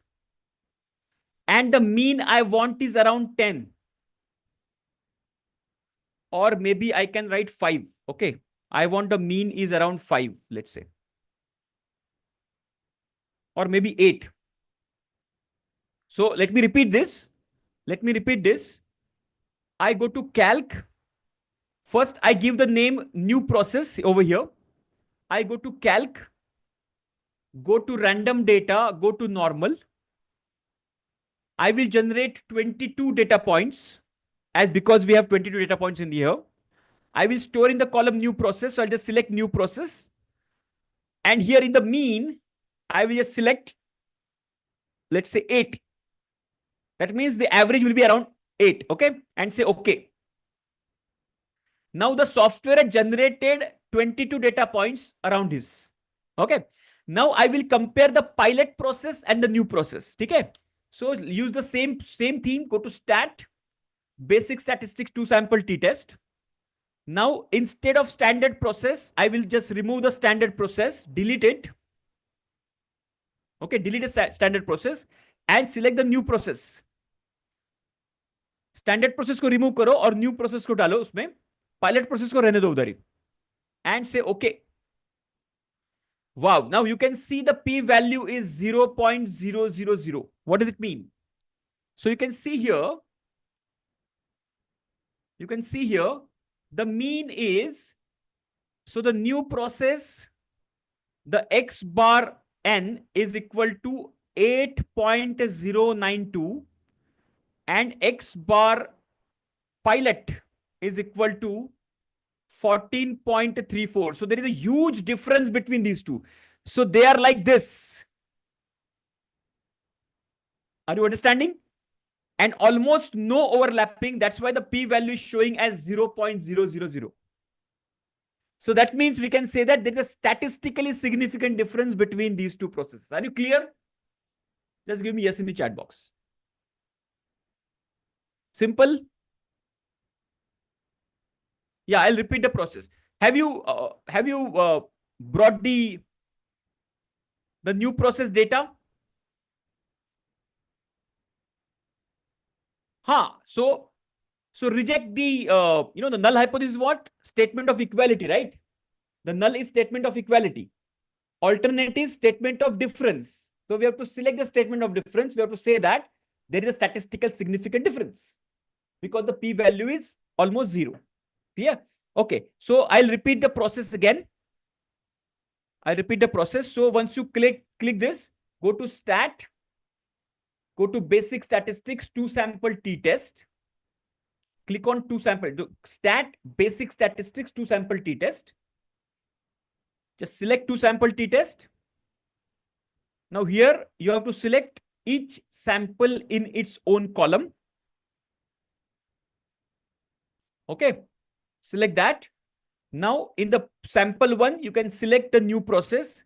Sample 2, you can select the pilot process. Just double click on that and click on OK. And you will find all the statistics being made. Clear, Pankaj ji? So the process is stat basic statistics to sample t-test. इतना आपको याद रखना है. यहाँ पे लिख लीजिए. In our curriculum, we have given you the screenshots of that as well, so that you can see it's all about the practice. Okay, clear now? Very good. Clear hai? Super clear. So this is called hypothesis testing. Okay. Clear? Everybody?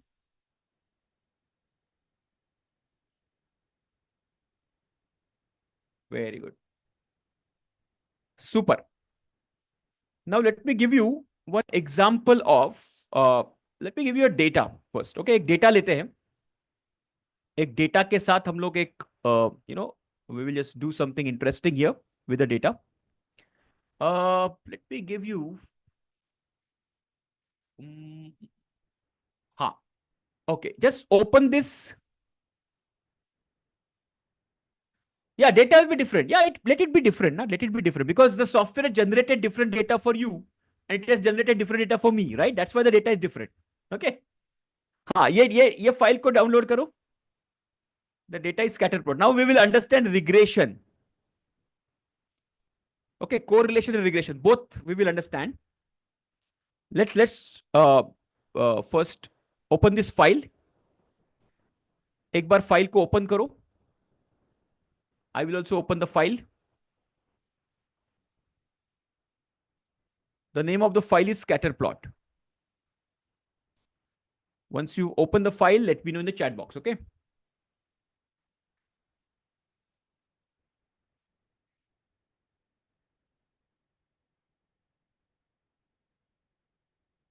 Done, opened, fantastic, super. So let me also open this file. And here we go. Yes. So first understand. Now we are just touching upon a topic called correlation and regression. Okay. I will give you the difference as well. First, let's understand this. First, understand this data. Okay. In this data, everybody got this file, right? Once you open this, just understand the data. So we have got 6 years data of a company where the company has given learning and development expenses. What is that? Investment they have done in the people skill build. Let's say they have given Lean Six Sigma training or Kaizen training or some other tools training. Okay, communication skills, stress management. So they have put some investment in the learning and development, and they have got the profit. So learning and development is in lakhs. So ye lakhs mein hai, and profit is in crores. Okay. So L&D expenses is in lakhs. So for example, first year May, they spent 35 lakhs, and in that year, the profit was 4 crore rupees. Okay. Second year, they spent 20 lakh rupees, the profit was 2 crore rupees. Okay, like that. Third year May, 38 lakhs they spent, and the profit was 4 crore rupees, like that. Okay. So let's do one thing.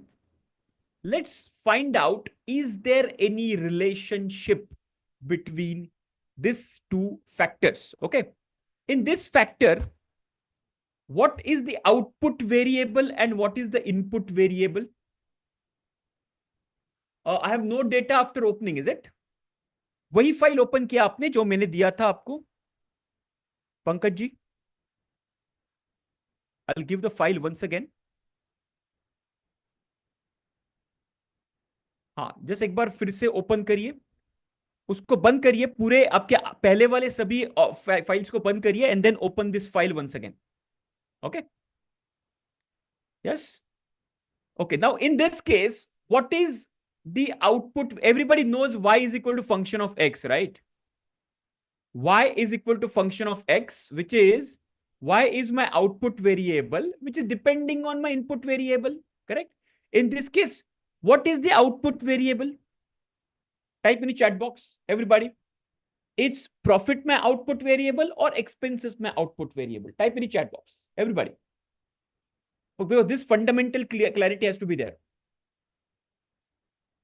Okay, so C1, which is our profit, is our output variable y, correct? And our expenses is our input variable x. Clear hai? So expenses is the input and profit is our output. हम लोग L&D expenses करेंगे, लोगों को training दे रहे हैं, और उसी साल का प्रॉफिट्स हम लोग देख रहे हैं. So L&D expense is one of the factor which can influence our profit margin. Okay, very good. So let's do a scatter plot first. What is scatter plot? See, there are three types of majorly three types of relationship. If this is my x and this is my y, okay, you will find this kind of relationship. This is called positive correlation.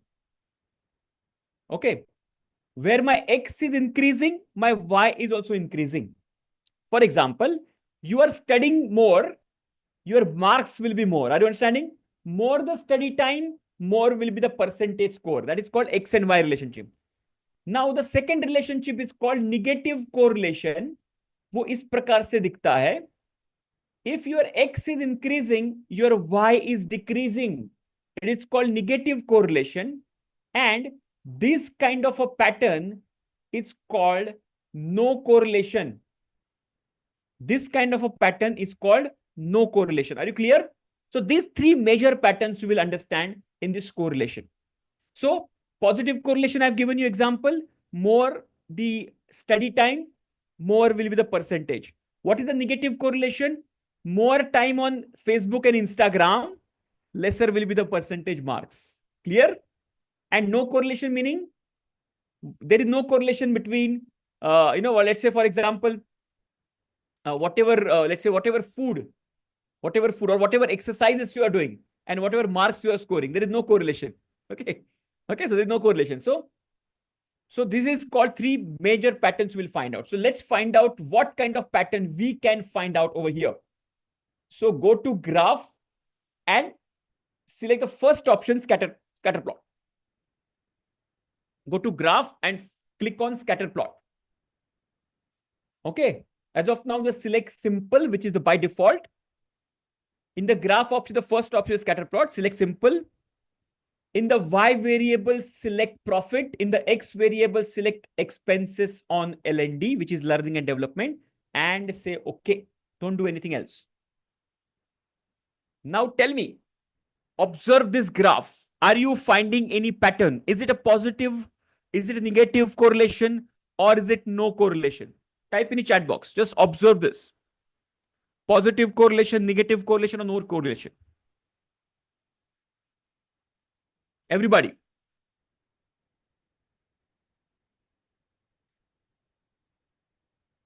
Yes. Are you finding a positive correlation here? When my learning and development is increasing, my annual profit is also increasing. There is a slight trend I can observe like this, correct? This is called a positive correlation. Okay, more or less a positive correlation. Okay. Now, let's find out. Let's do. So what is this correlation meaning? Establishing relationship between two variable is called correlation. Okay, let's do something interesting. Now go to stat. Now go to stat. Go to stat. Go to regression and go to fitted line plot. Just follow this.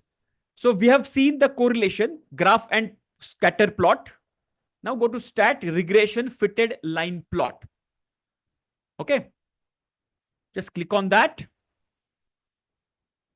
In the Y, select annualized profit, and in X, select L&D expenses and say okay. Don't do anything else. Wow. Everybody got this? Just type yes in the chat box. Very good.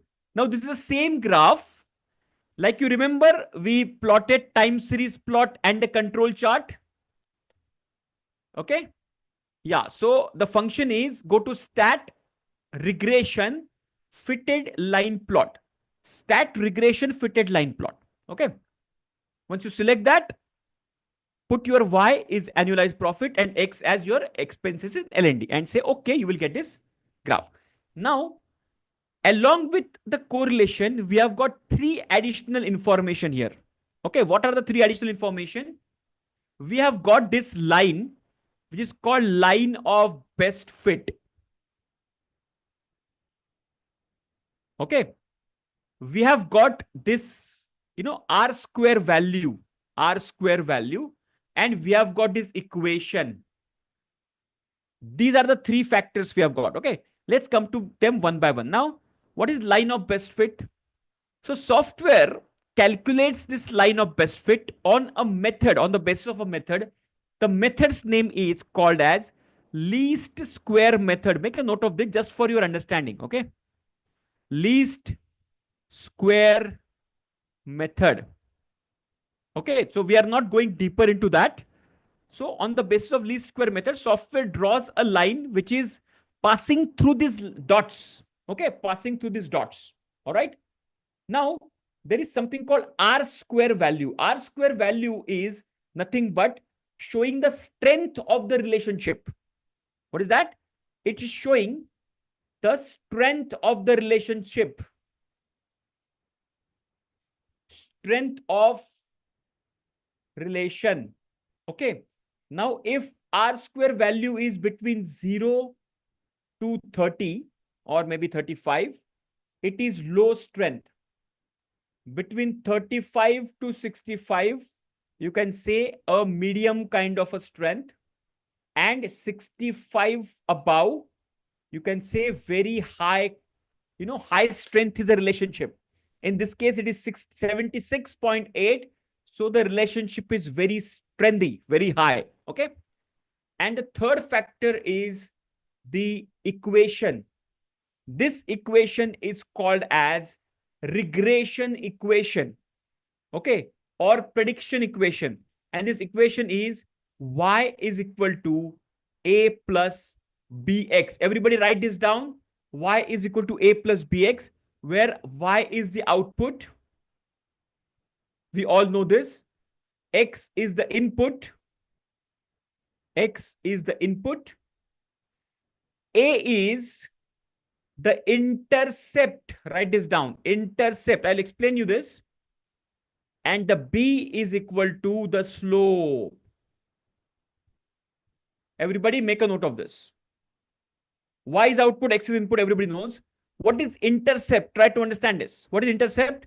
If I extend this line of best fit, whenever this line of best fit intersects this y-axis, this point is called as intercept, which is basically shown over here. This is called an intercepting point, minus 1.8. Okay.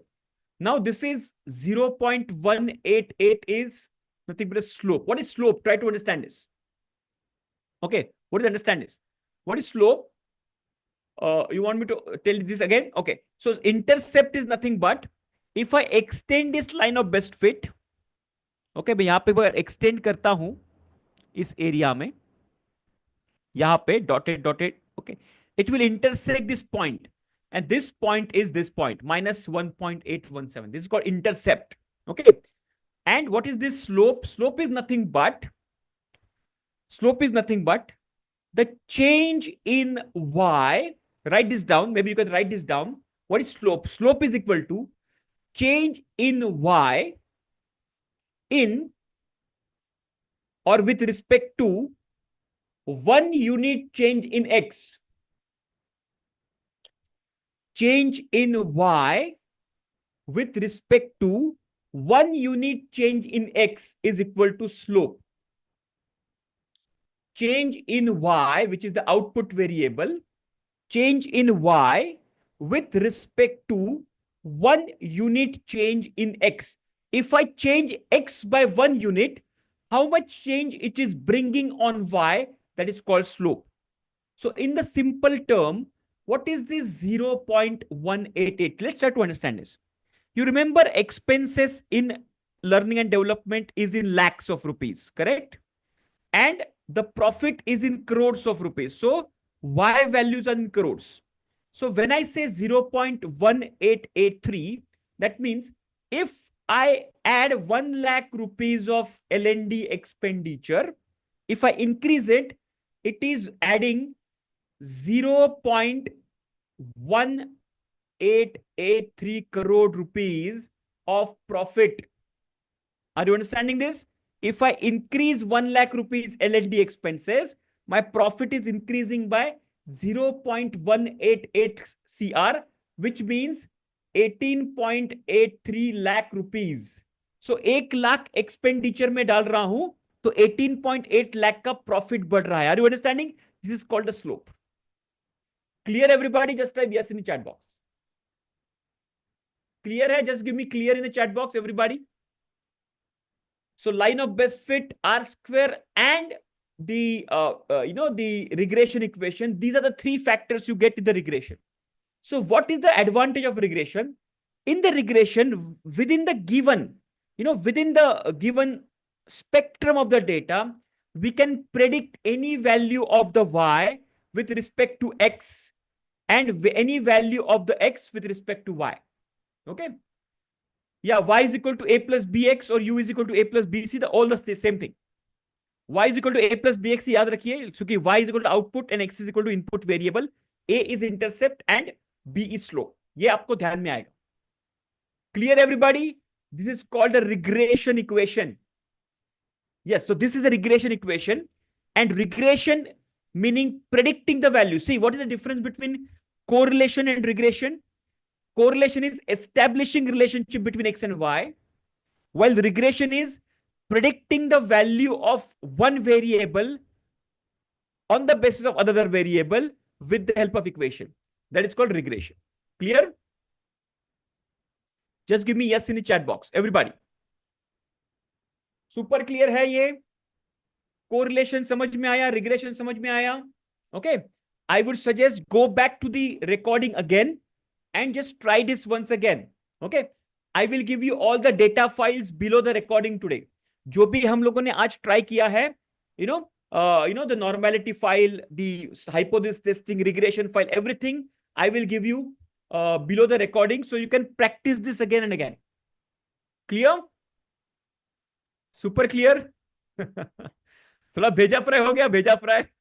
How many of you are feeling bheja fry? Just type BF in the chat box. BF is bheja fry. Yeah, the new members can expect the bheja fry. BF. Okay, so I can understand that. So don't worry. Don't worry. It will take a little bit of time. Okay. Yeah, few people are enjoying this. Few people are, having some bheja fry. Okay. So I can understand. See, it requires practice. Okay. So you can collect some data and try putting this data into the Minitab and just try these activities, hypothesis testing, regression, correlation, time series plot, histogram, box plots, all this stuff. Once you start doing this, you will enjoy this. All right. So what we will do is we'll stop here today. Okay. And we will come to the next part, remaining part of analyze phase, improve phase. Okay. Tomorrow at 7 p.m. sharp. Till the time, yeah. What is that? I just make things clear. Okay, yes, no problem. So this is actually what happens is if the number of people are less, we can do it in the meeting format. But now the number of people are high. That's the reason we are doing it in the in this format. Okay, but don't worry. In the live sessions, we will connect again and again, and there you can communicate as many times as possible. Okay, yes. What is that? Shiva Dhanusha today. Okay. Very good. Very good. So you have apne pela Shiva Dhanusha. Very good. All right. Thank you very much, guys, for joining in. We'll connect again at 7 p.m. tomorrow with the same enthusiasm.